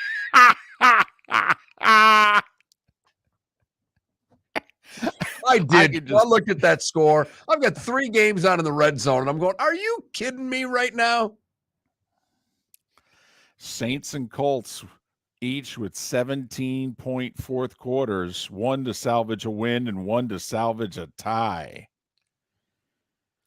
I get caught up in watching TikTok, and because I cook, I get a lot of food things, and there was someone doing quartered falcon they're a Saints fan doing quartered blackened falcon, and it was just chicken, but he had it in 4 pieces. He says, now you quarter it, and you rip off this one piece and throw it away because they don't know what to do in the fourth quarter. And I was just laughing about it because that's an old joke. But for the Saints fan, it's not an old joke. And they did it again, but this time against the Saints. Oh. And a game that got a little bit of attention because of the subplot to it, Baker Mayfield and all that facing his former team. But Cleveland won. And even though he didn't do great things down the stretch, Jacoby Brissett did have to drive them into field goal position, even though field goal position, apparently for the Browns, is barely getting it across midfield. But hey, and he was helped by a dubious roughing the passer penalty. A lot of laundry week 1. Well, and first off, it's usually that way in the NFL. Secondly, the roughing the passer was a point of emphasis for the officials in the preseason. Remember, we all saw some ridiculous roughing the passer calls in the preseason. I mean, just like embarrassingly bad calls. Well, there were a couple that were called yesterday that were like, oh, come on, guys, it's the regular season now. That can't be roughing the passer. But the officials actually spoke in Carolina. I'll give them credit for that. And they were asked specifically about the roughing the passer call and said, well, it was a blow, basically to the head and neck area. Now, I don't know if replay supports that, which, Mark, once again, goes back to what Belichick has talked about for 5 years now. I mean, at what point do we get where, that's the game-winning drive. That's the game. And that call ends up really being the game. And so at what point do you get to go, I'm sorry, you got it wrong, and raise your hand and challenge it? And should they just give you a certain number of challenges? Like in tennis, you get certain number of challenges. All right. And then if you're right, by the way, you don't lose the challenge, which I think is fair. Well, and what Cincinnati had an opportunity to challenge right before the 2-minute, when Chase caught the ball on the goal line, his foot scraped the goal line. They mark him down at the half-inch line. They end up not scoring there. Don't know how big that would have been. Skipped ball, and I think the play that Godwin pulls his hamstring on, that ball hit the ground. Right. But getting back to the Browns, they won. Let's face it, we all know what they're trying to do here. They're trying to stay above water until Deshaun Watson comes to the rescue. How many W's could Jacoby bank before Deshaun shows up to take it from here? And if you look at their early season schedule, it's a lot of winnable games. That's why the suspension sucks to the nth degree, because in theory, with a Deshaun Watson, they roll through the first part of their schedule. They get off to a great start, which in the AFC is pretty damn important these days. So, hey, Mark, they got one. Jacoby banked the W. Wasn't pretty. Shaky at the end. They controlled the line. They ran the ball well. That's what they're going to have to do and continue to do. Now, I think there'll be better offenses that they'll come up against. But you're right, David. They got to win. When the schedule maker gives you a win, you've got to take it. And the Browns did just that against Carolina. Much about the 140 yards of rushing there by Chubb, who had a monster day. Well, and you figure they're going to ride that horse hard the first 10 weeks of the season. Hard. Chubb and Hunt. Yeah, and they Chubb, should. Chubb stomps up the field, and then Hunt scores the touchdowns. Yeah. And they still have Dearness Johnson there for when Hunt leaves in free agency after the year.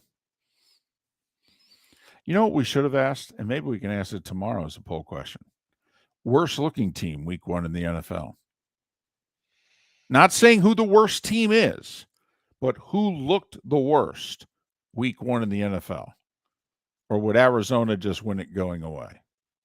I think the Jets would have something to say about that. Okay. And there were two teams, and Dallas is right there. And Green Bay and the Rams didn't look particularly good either.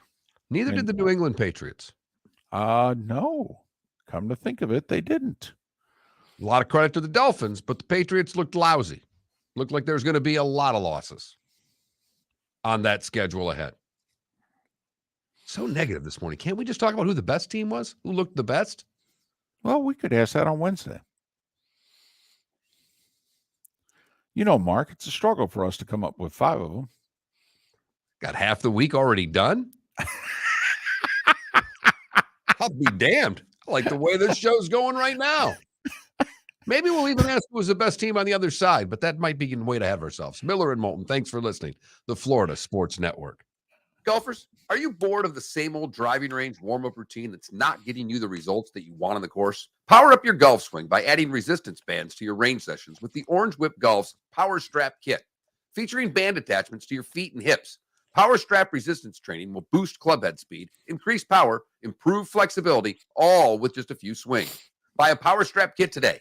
Go to orangewhipgolf.com and use code Miller10 to receive an additional 10% off the already great price of $119. David Moulton for Napa Auto Parts, and Napa Filters. Insist on Napa filters for your vehicles, or if you're a do-it-yourselfer, only buy Napa filters. Napa has a filter for almost anything on earth that moves, whether it's motorcycles, foreign and domestic cars, vans, SUVs, earth-moving equipment. You get the idea. Napa Auto Parts, Napa filters. Insist on them for your vehicles, or if you're do-it-yourselfer, only buy Napa filters. Bring your big mouth to John Smith Subs and indulge in their overstuffed subs with the freshest quality ingredients. Enjoy our famous steak bomb with perfectly grilled marinated sirloin steak topped with provolone cheese, grilled onions, peppers, mushrooms, crispy bacon, juicy tomatoes, and creamy mayo. Boom! Made-to-order crispy fries can be paired with the Gator, the Cuban, the Chicken Bomb, or the Italian.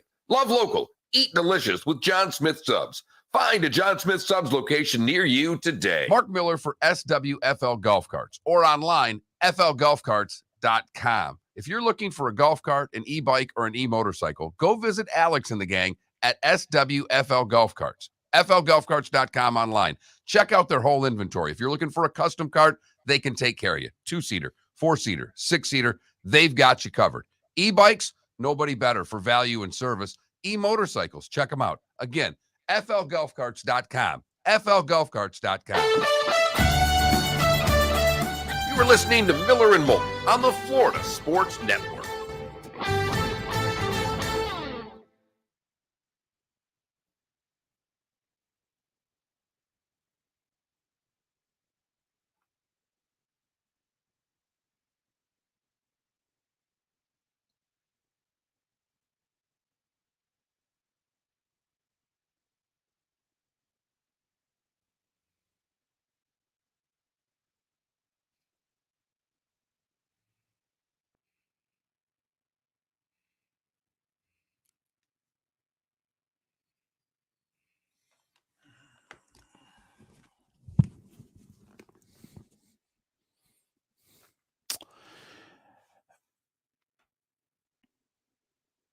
Well, Miller and Moulton fan, here's the problem. The Rams have done this since he's been coaching there, and they won the Super Bowl last year doing the exact same thing. Also, they got off to a 3-0 start last year.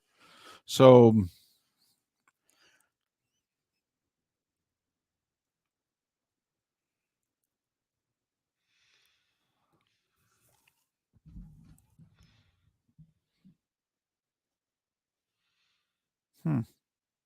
What's going on with Eli Gold? don't know. There's just a thing on Twitter here that there's a little article on him. What did he say? He says, Barrett Sports Media, I'm not going to be back next week. I'm not going to be back the week after, but I will be back. It's just a matter of getting my act together. Yeah, I have not heard what it is that is bothering him.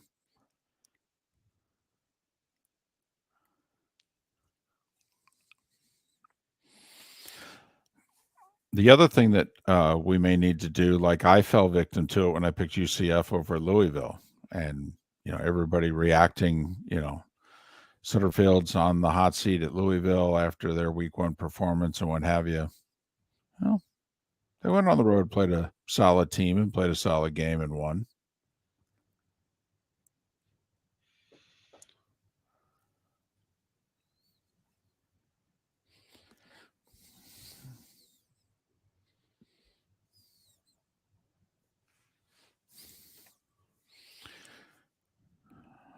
I'm assuming Westwood 1 is.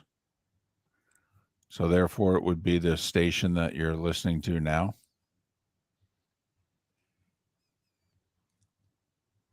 I mean, Westwood 1 has the rights to all the primetime NFL. Thursday night, Sunday night, Monday night, and to all the playoff games.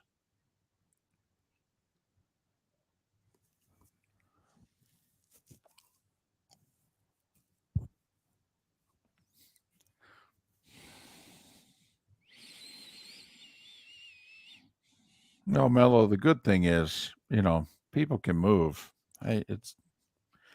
They're talking on the same phone, whether they're talking 20 minutes away or 2,000 miles away. What's really disappointing is he didn't let me list his house.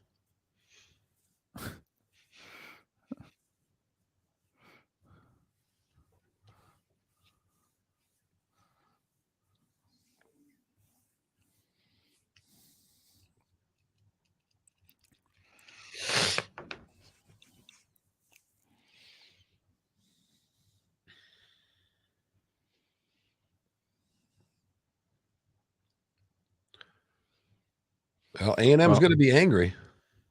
Yeah, but you get the Canes, and did you say 6? That's what I thought. Here, let me double check again. Yeah, I think they got the better quarterback.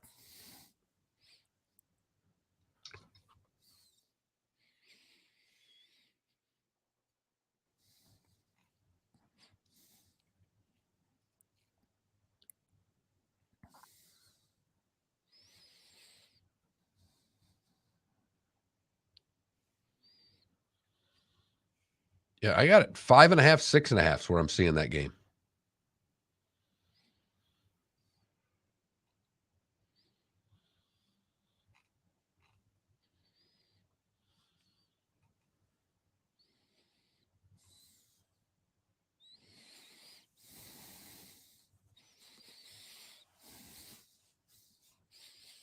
Florida's a 24-point favorite.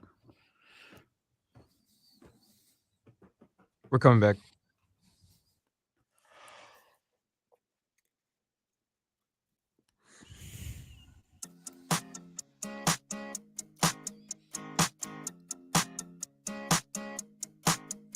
You're listening to Miller and Moulton, exclusively on the Florida Sports Network.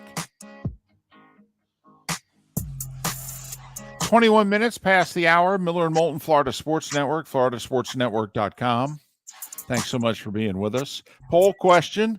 It's Overreaction Monday, after all. We threw out 4 scenarios. Which one do you find to be the biggest overreaction? Go to that, Mark Miller, the David Moulton, floridasportsnetwork.com, and vote. I come at you from Seattle, which, when you think about it, Mark, pretty big game for this reason. Schedule maker in the AFC gets you a win. You got to take it.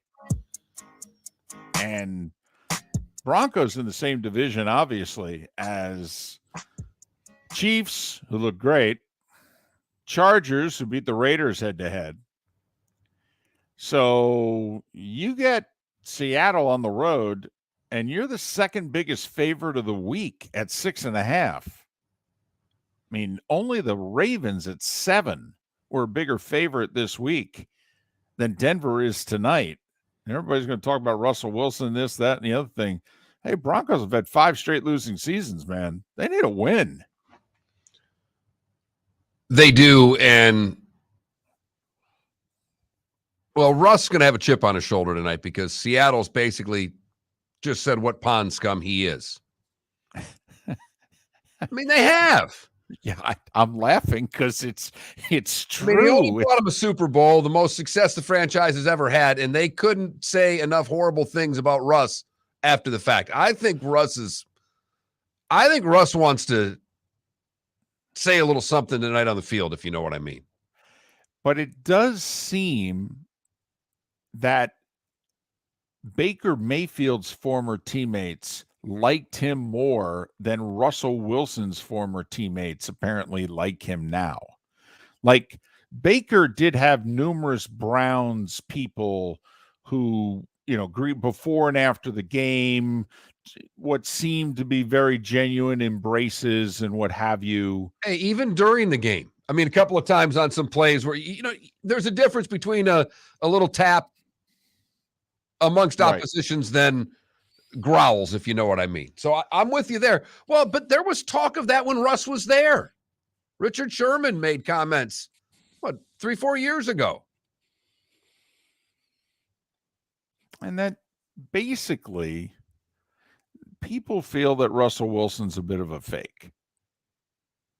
That's the crux of it. And that Russell behind the scenes points the finger at a lot of other people instead of pointing it at him. And teammates will take that for a while because he is, after all, the star quarterback. But if they trade said star quarterback and it's like, oh, I get to talk now freely? Oh, well, he's a blankety blank. Oh, interesting. That seems to be, Mark, what's going on here. There's no doubt. And, Russ is an easy target at times, buddying up with the commissioner. Yes, yes. There, needless to say, there are a few players in the league, never mind a few of his teammates, that are like, oh, what in the world's going on here? Seriously? He's like the teacher's pet.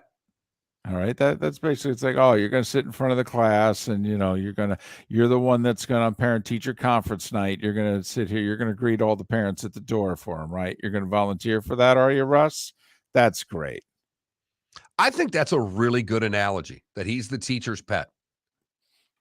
That and the difference is now that he's left, the teacher, in this case, Pete Carroll, realized that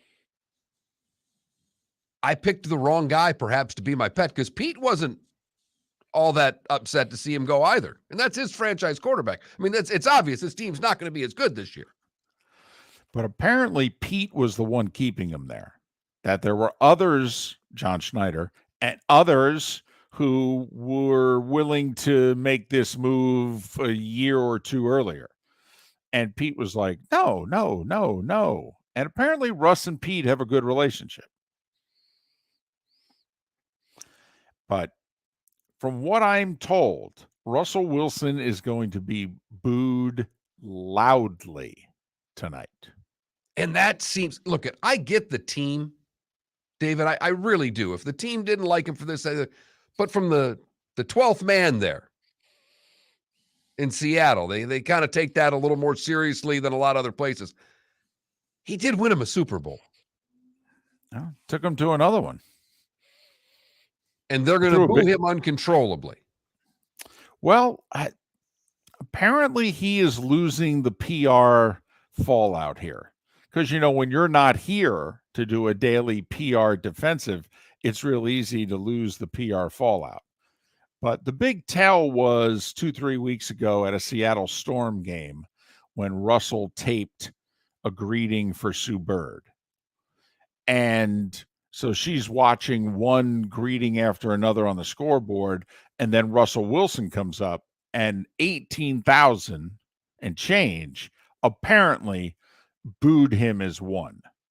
And it was like, oh, snap. Which I know to the people listening has you confused on two fronts. There were 18,000 plus people at a WNBA game. There were. Yes. Hey, there were 45,000 at the Mariners-Braves game yesterday. Yeah, we get that. The Mariners are going to be in the playoffs. For the first time in 22 years. And they booed Russell Wilson. So, yes, those were the two things that we were getting at there. Here's what I am going to be fascinated by. How many number 3 jerseys are there going to be tonight? Because whose jersey are you wearing? If you're someone who wears a jersey to the game, you're a season ticket holder, you're a jersey wearer. Okay. Our views on that are well known if you've listened to this show. Yeah, whatever. Okay. But you're a jersey wearer. Okay, fine. That's your thing. Well, whose other jersey are you going to wear? I mean, come on. It's not like you have a Geno Smith or a Drew Lock jersey. I mean, honestly, DK Metcalf? Seriously. That's about where it's at. Yeah. Or like an old Marshawn Lynch jersey. Well, okay. I mean, that's what I'm wondering tonight. Because this is like, and we talked about this for years with the Dolphins.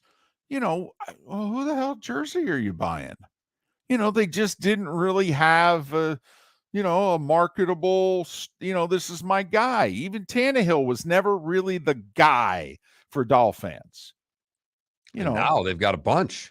Well, exactly. You want to go with the Hill jersey? You want to go with the Waddle jersey? Right. You want to go with the Tua jersey? But 2 years ago, you looked at a guy funny if they wore the Devontae Parker jersey to the game. You looked at him like, seriously, dude, you couldn't wear a Jason Taylor or Zach Thomas? Seriously, Devontae Parker? That's embarrassing.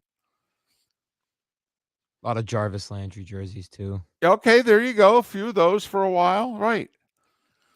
But I'm curious if you're a Seahawks fan, like Nell Skier in our Twitch chat room here says you go Steve Largent. Okay, you could go really old school.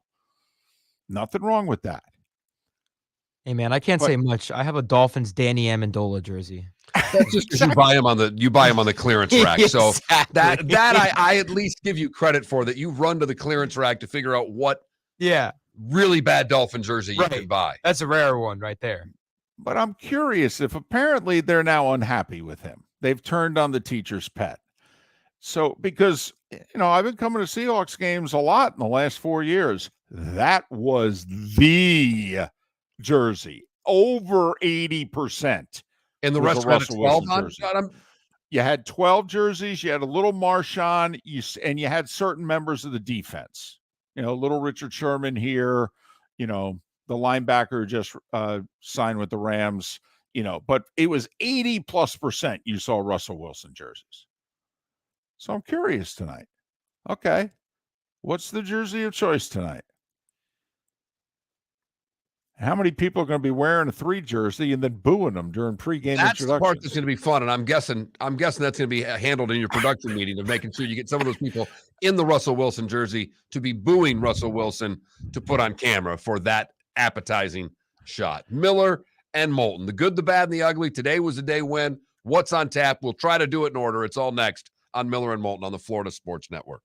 Golfers, are you bored of the same old driving range warm-up routine that's not getting you the results that you want on the course? Power up your golf swing by adding resistance bands to your range sessions with the Orange Whip Golf's Power Strap Kit. Featuring band attachments to your feet and hips, Power Strap resistance training will boost club head speed, increase power, improve flexibility, all with just a few swings. Buy a Power Strap Kit today. Go to orangewhipgolf.com and use code Miller10 to receive an additional 10% off the already great price of $119. Bring your big mouth to John Smith Subs and indulge in their overstuffed subs with the freshest quality ingredients. Enjoy our famous steak bomb with perfectly grilled marinated sirloin steak topped with provolone cheese, grilled onions, peppers, mushrooms, crispy bacon, juicy tomatoes, and creamy mayo. Boom! Made-to-order crispy fries can be paired with the Gator, the Cuban, the Chicken Bomb, or the Italian. Love local. Eat delicious with John Smith Subs. Find a John Smith Subs location near you today. David Moulton for Napa, Napa Auto Parts, and Napa Filters. Insist on Napa filters for your vehicles, or if you're a do-it-yourselfer, only buy Napa filters. Napa has a filter for almost anything on earth that moves, whether it's motorcycles, foreign and domestic cars, vans, SUVs, earth-moving equipment. You get the idea. Napa Auto Parts, Napa filters. Insist on them for your vehicles, or if you're do-it-yourselfer, only buy Napa filters. Mark Miller for SWFL Golf Carts, or online, flgolfcarts.com. If you're looking for a golf cart, an e-bike, or an e-motorcycle, go visit Alex and the gang at SWFL Golf Carts. flgolfcarts.com online. Check out their whole inventory. If you're looking for a custom cart, they can take care of you. 2-seater, 4-seater, 6-seater, they've got you covered. E-bikes, nobody better for value and service. E-motorcycles, check them out. Again, flgolfcarts.com. flgolfcarts.com. You are listening to Miller and Moulton on the Florida Sports Network.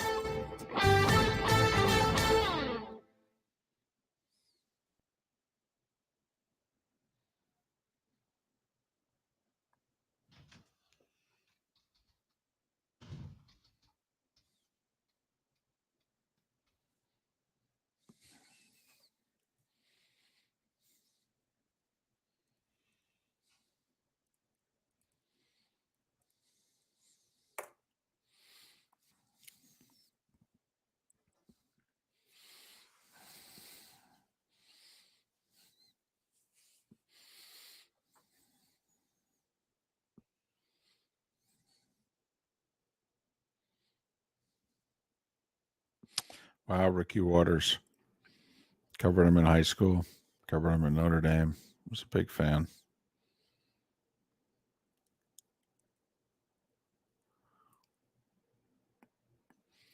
First jersey.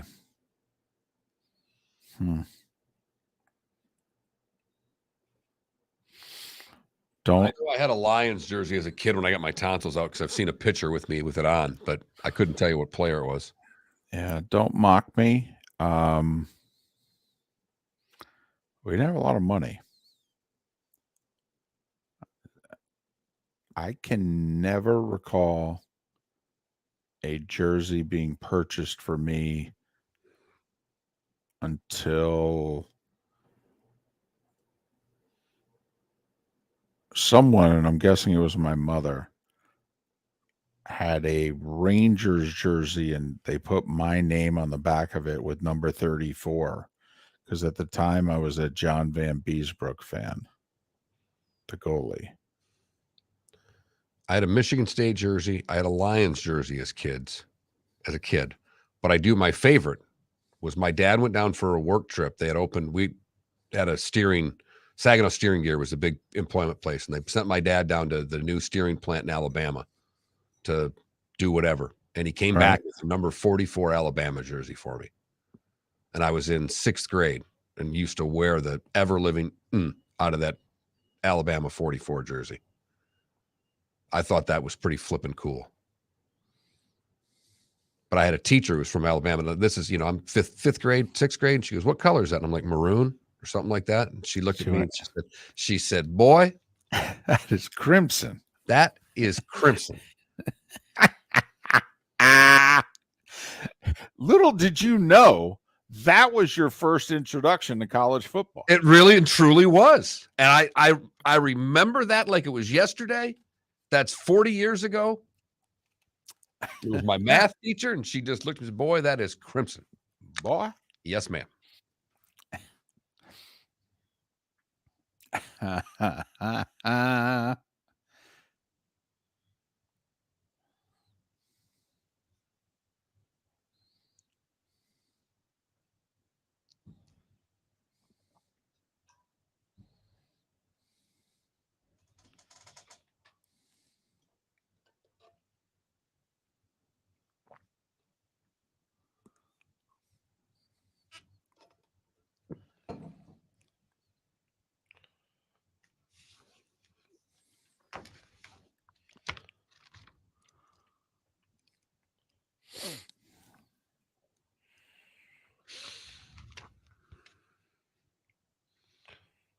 Tell you what, David, BYU win Saturday. Start paying attention.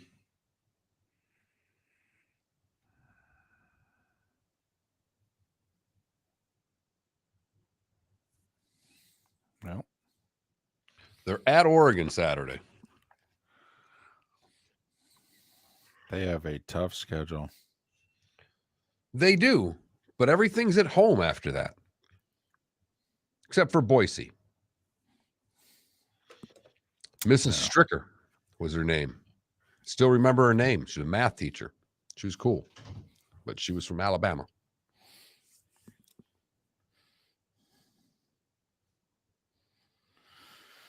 Leghorn? She didn't sound like that. I said. I mean, come on now. She did throw a boy at me. 15 seconds. Boy. Why does Alabama just have to turn up every time that they're down late in the game? Because the refs help them. We're coming back. They have really good players. You're listening to Miller and Moulton, exclusively on the Florida Sports Network. Home stretch on this Monday. Thanks for starting your week off with us. Miller and Moulton, Florida Sports Network, floridasportsnetwork.com. Coming up tomorrow, well, I mean, another good show. I mean, if you're into football and all.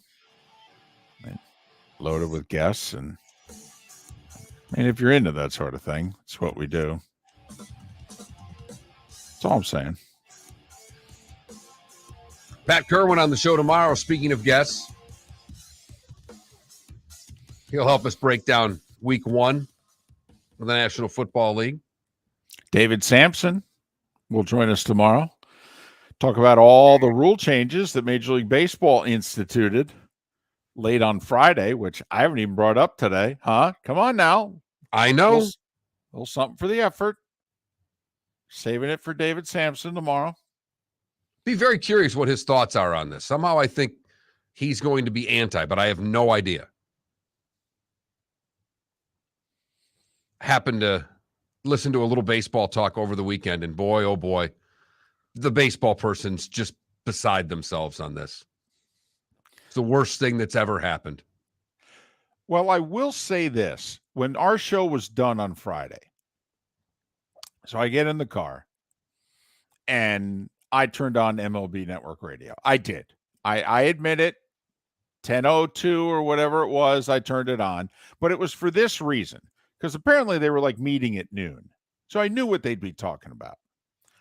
And the one host said, whether you're for it or against it, you could argue these are the biggest changes made to the sport since the 1920s.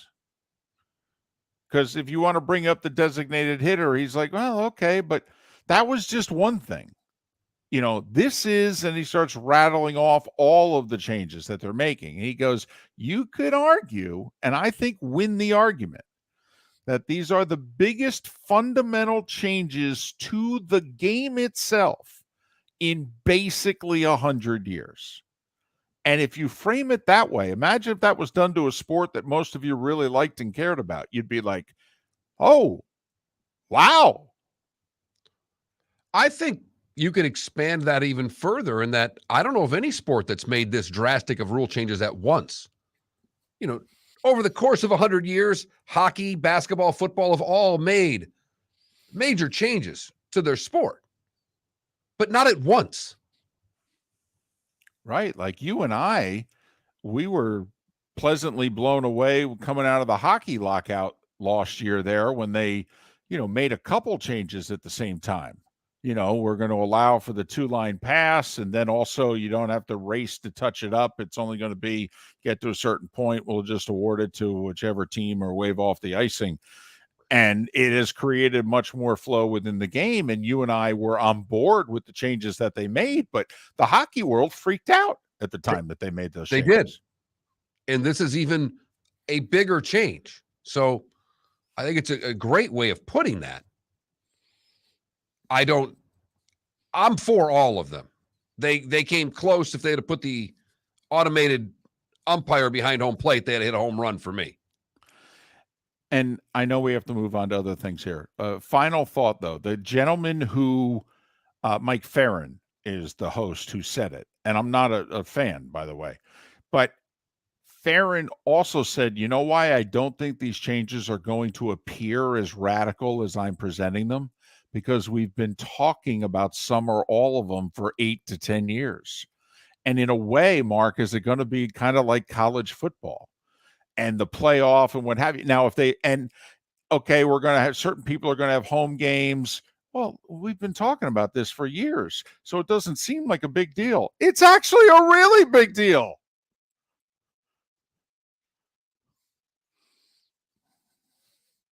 It's time for someone to take back this segment, if for no other reason than to stop David from talking about Meghan and Harry. Here's Mark Miller with Today Was the Day When.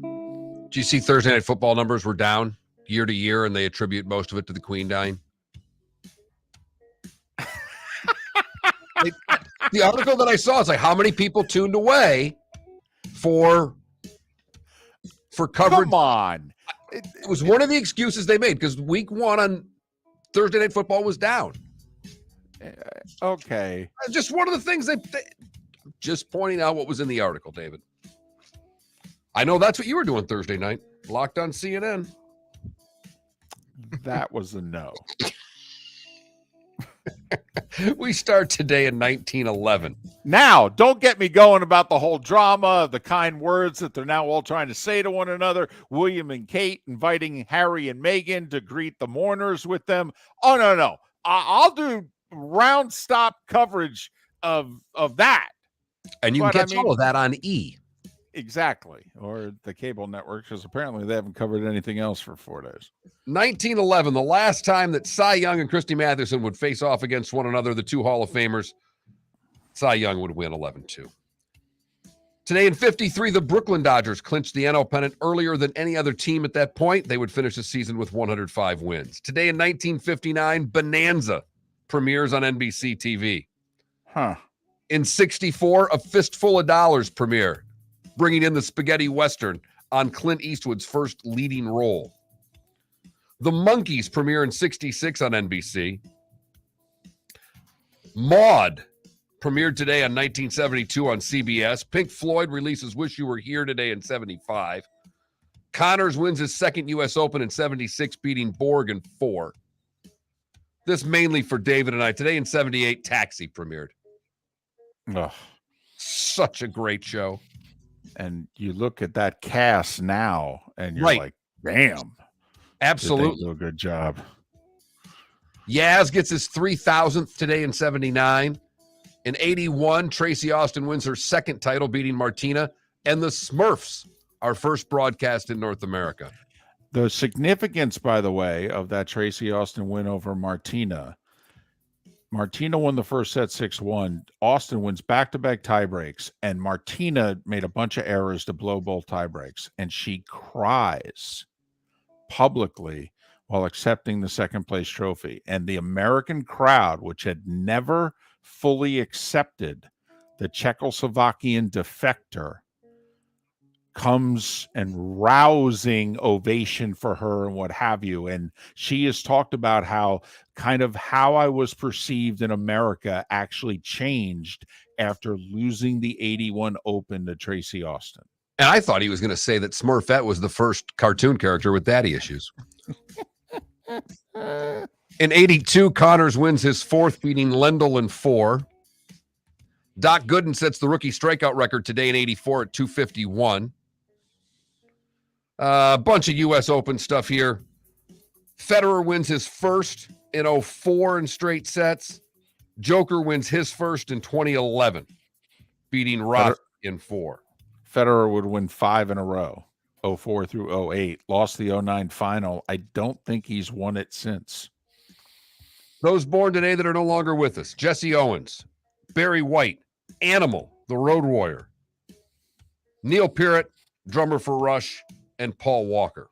Those that are still with us: Nina Blackwood from MTV fame is 67. Chip Beck is 66, as is Ricky Rudd. Ben Folds from Ben Folds 5 is 56. Angel Cabrera is 53. 2 Chainz is 45. That one's for you over there, Felipe. Yao Ming is 42. Jennifer Hudson, 41. And Andrew Luck is 33 years old today. Oh, Andrew Luck. He was interviewed on the sideline of the USC Stanford game. Still lives in the greater Indianapolis. I know. Like a mile from where their complex is. I mean, it's a good thing he played for the Colts, because if he bailed on, I don't know, we could name 15 other franchises. Yeah, I don't think he'd be accepted as warmly as he's accepted in the greater Indianapolis area. No way. By the way, Mark, on this day, 27 years ago, the longest winning streak that I've ever seen was snapped. The Globetrotters' 8,829 game winning streak was snapped. I had never heard this story before. They're in Europe, and they had an 11-game exhibition series, and they played a team of retired NBA stars led by 48-year-old Kareem Abdul-Jabbar. He, at 48, scored 34 against the Globetrotters. Bo Kimball was on the team. Artis Gilmore, JoJo White, Tiny Archibald. Cornbread Maxwell was 40 and was playing on the team. Okay, they won by 6, excuse me. The Globetrotters beat them. I guess they played 2 days later and beat them in the rematch. Okay, and Cornbread Maxwell talked about how we should do this every year and get it sponsored by, and he starts rattling off a whole bunch of pharmaceuticals, and he goes, because that's what it takes to get us back out onto the court to play. That's a great story right there. But at 48, Kareem lit up the Globetrotters for 34. Hey, you can't stop the skyhook now. You couldn't stop it then. You can't stop it 20 years from now. I don't know what to tell you, David. It's an impossible shot to stop. God, Kareem and Artis on the same team at that age. Oh, man. You've heard folks elsewhere mock Florida is gonna Florida. Well, Mark Miller sees it differently. He calls it the good, the bad, and the ugly. What you got, Mark? Let's go to Cape Coral for the good. For the good this time. Absolutely. Where Jenny Morotsky purchased a scratcher on Wednesday. $1 million winner. Hey, all right. Claiming the lump sum of $820,000. She purchased it at the Publix on Del Prado. Good for you. For the bad, we go to the FGCU campus. Oh, man. Where anybody who's been on a college campus has seen the loud guy with signs preaching. Oh, yeah. And apparently, this preacher's been out there for a while telling people his opinions on everything. And he's got signs, and a lot of them are very anti-gay signs. Well, one of the students stole one of the signs and started running around campus with the sign, forcing the preacher to get angry and push the student down. Now, the students want the preacher off campus. And for the ugly, we go to Hard Rock Stadium. Oh my goodness. Where yesterday, a tailgater who was grilling pregame apparently forgot to turn his grill off before heading into the game, and he burnt 8 cars down. Melted them. You could see the smoke billowing from the one corner of the end zone, and some people had taken videos that were on Twitter. But could you imagine coming back from the game and to have your car burnt to a crisp? Imagine grabbing a beer at halftime. He just goes, hey, that's where we parked. No. And of course, you want to sue somebody. The Dolphins are going, hey, dude, we didn't do it. It says right here on your ticket, we're not responsible for anything that happens to you here. Right. It's not like you got hit by a foul ball in the head or anything. I mean, you not that kind of stadium anymore. Anybody got a brat? Oh, sorry. That is the good, the bad, and the crispy. I mean, the ugly on today, September the 12th, 2022. At this moment in time, you can get Seattle in 7. It's gone up to 7, which would match the Ravens for biggest line of the week. Over-under's 44. So, do some quick math here. Bada bing, bada boom. That's 27-17, right? Oh, no, it's 7. No, it's, it's basically, it's like 25.5 to 18.5 is 44. So that's awkward. So, Mark, I like your score better. It's round numbers. It's easy. 9 games in Major League Baseball. Marlins actually have a doubleheader. A makeup doubleheader with the Texas Rangers. Boy, I'll tell you. Yep, got to get these games in. Wow. Yep. No, yes, somebody's going to hit 231 instead of 232, and they better get these 2 games in, David. Exactly. Yep. Wait, I mean, don't they both play in domes? The Ranger Stadium, I think, is retractable, just like the Marlins. And combined, by the way, guys, they're 44 games below 500. Yep. Got to get these in. Got to play 162, not 160. And if you're the Marlins, aren't you probably losing money on these 2 games? I mean, you really think you're breaking even the cost of opening the doors and everything? Come on. And you know what? I'll bet you even the TV and radio crews would be like, at this point of the season, I'll take the day off. Thanks. Razor in Toronto. This series could help determine 4, 5, or 6. They play a bunch of games against one another between now and the end of the year, David. Yes, they do. Mets are home for the Cubs while the Braves continue their West Coast trip in San Francisco. Those 2 teams separated by 1 in the loss column. Mark, I will say this. You know how we like to find the biggest spreads? The Cubs right now are plus 300 and change against the Mets tonight, and it's not like DeGrom or Scherzer's pitching either. Don't you have to throw a shekel or 2 on the Cubs tonight? Those kind of odds? Just saying. You and your long odds. Nobody likes a dog quite like Moulton. Listen, Underdog, I would hot dog, bulldog. It doesn't really seem to matter. Make a dadgum good point, but I would have been like one of the first to figure out, hey, if you shoot threes, you only have, I make 3 out of 10. You know how many 2-pointers I have to hit? That's all I'm saying there. I only need to be right like 1 out of 3 times. I think Seattle gets blown out tonight, for the record. I think Russ is going to score a lot of touchdowns against a bad team. Enjoy game 1 on ESPN, David. We'll do it all over tomorrow morning, 6 a.m. right here on the Florida Sports Network. David Moulton for Napa Auto Parts, and Napa Filters. Insist on Napa Filters for your vehicles, or if you're a do-it-yourselfer, only buy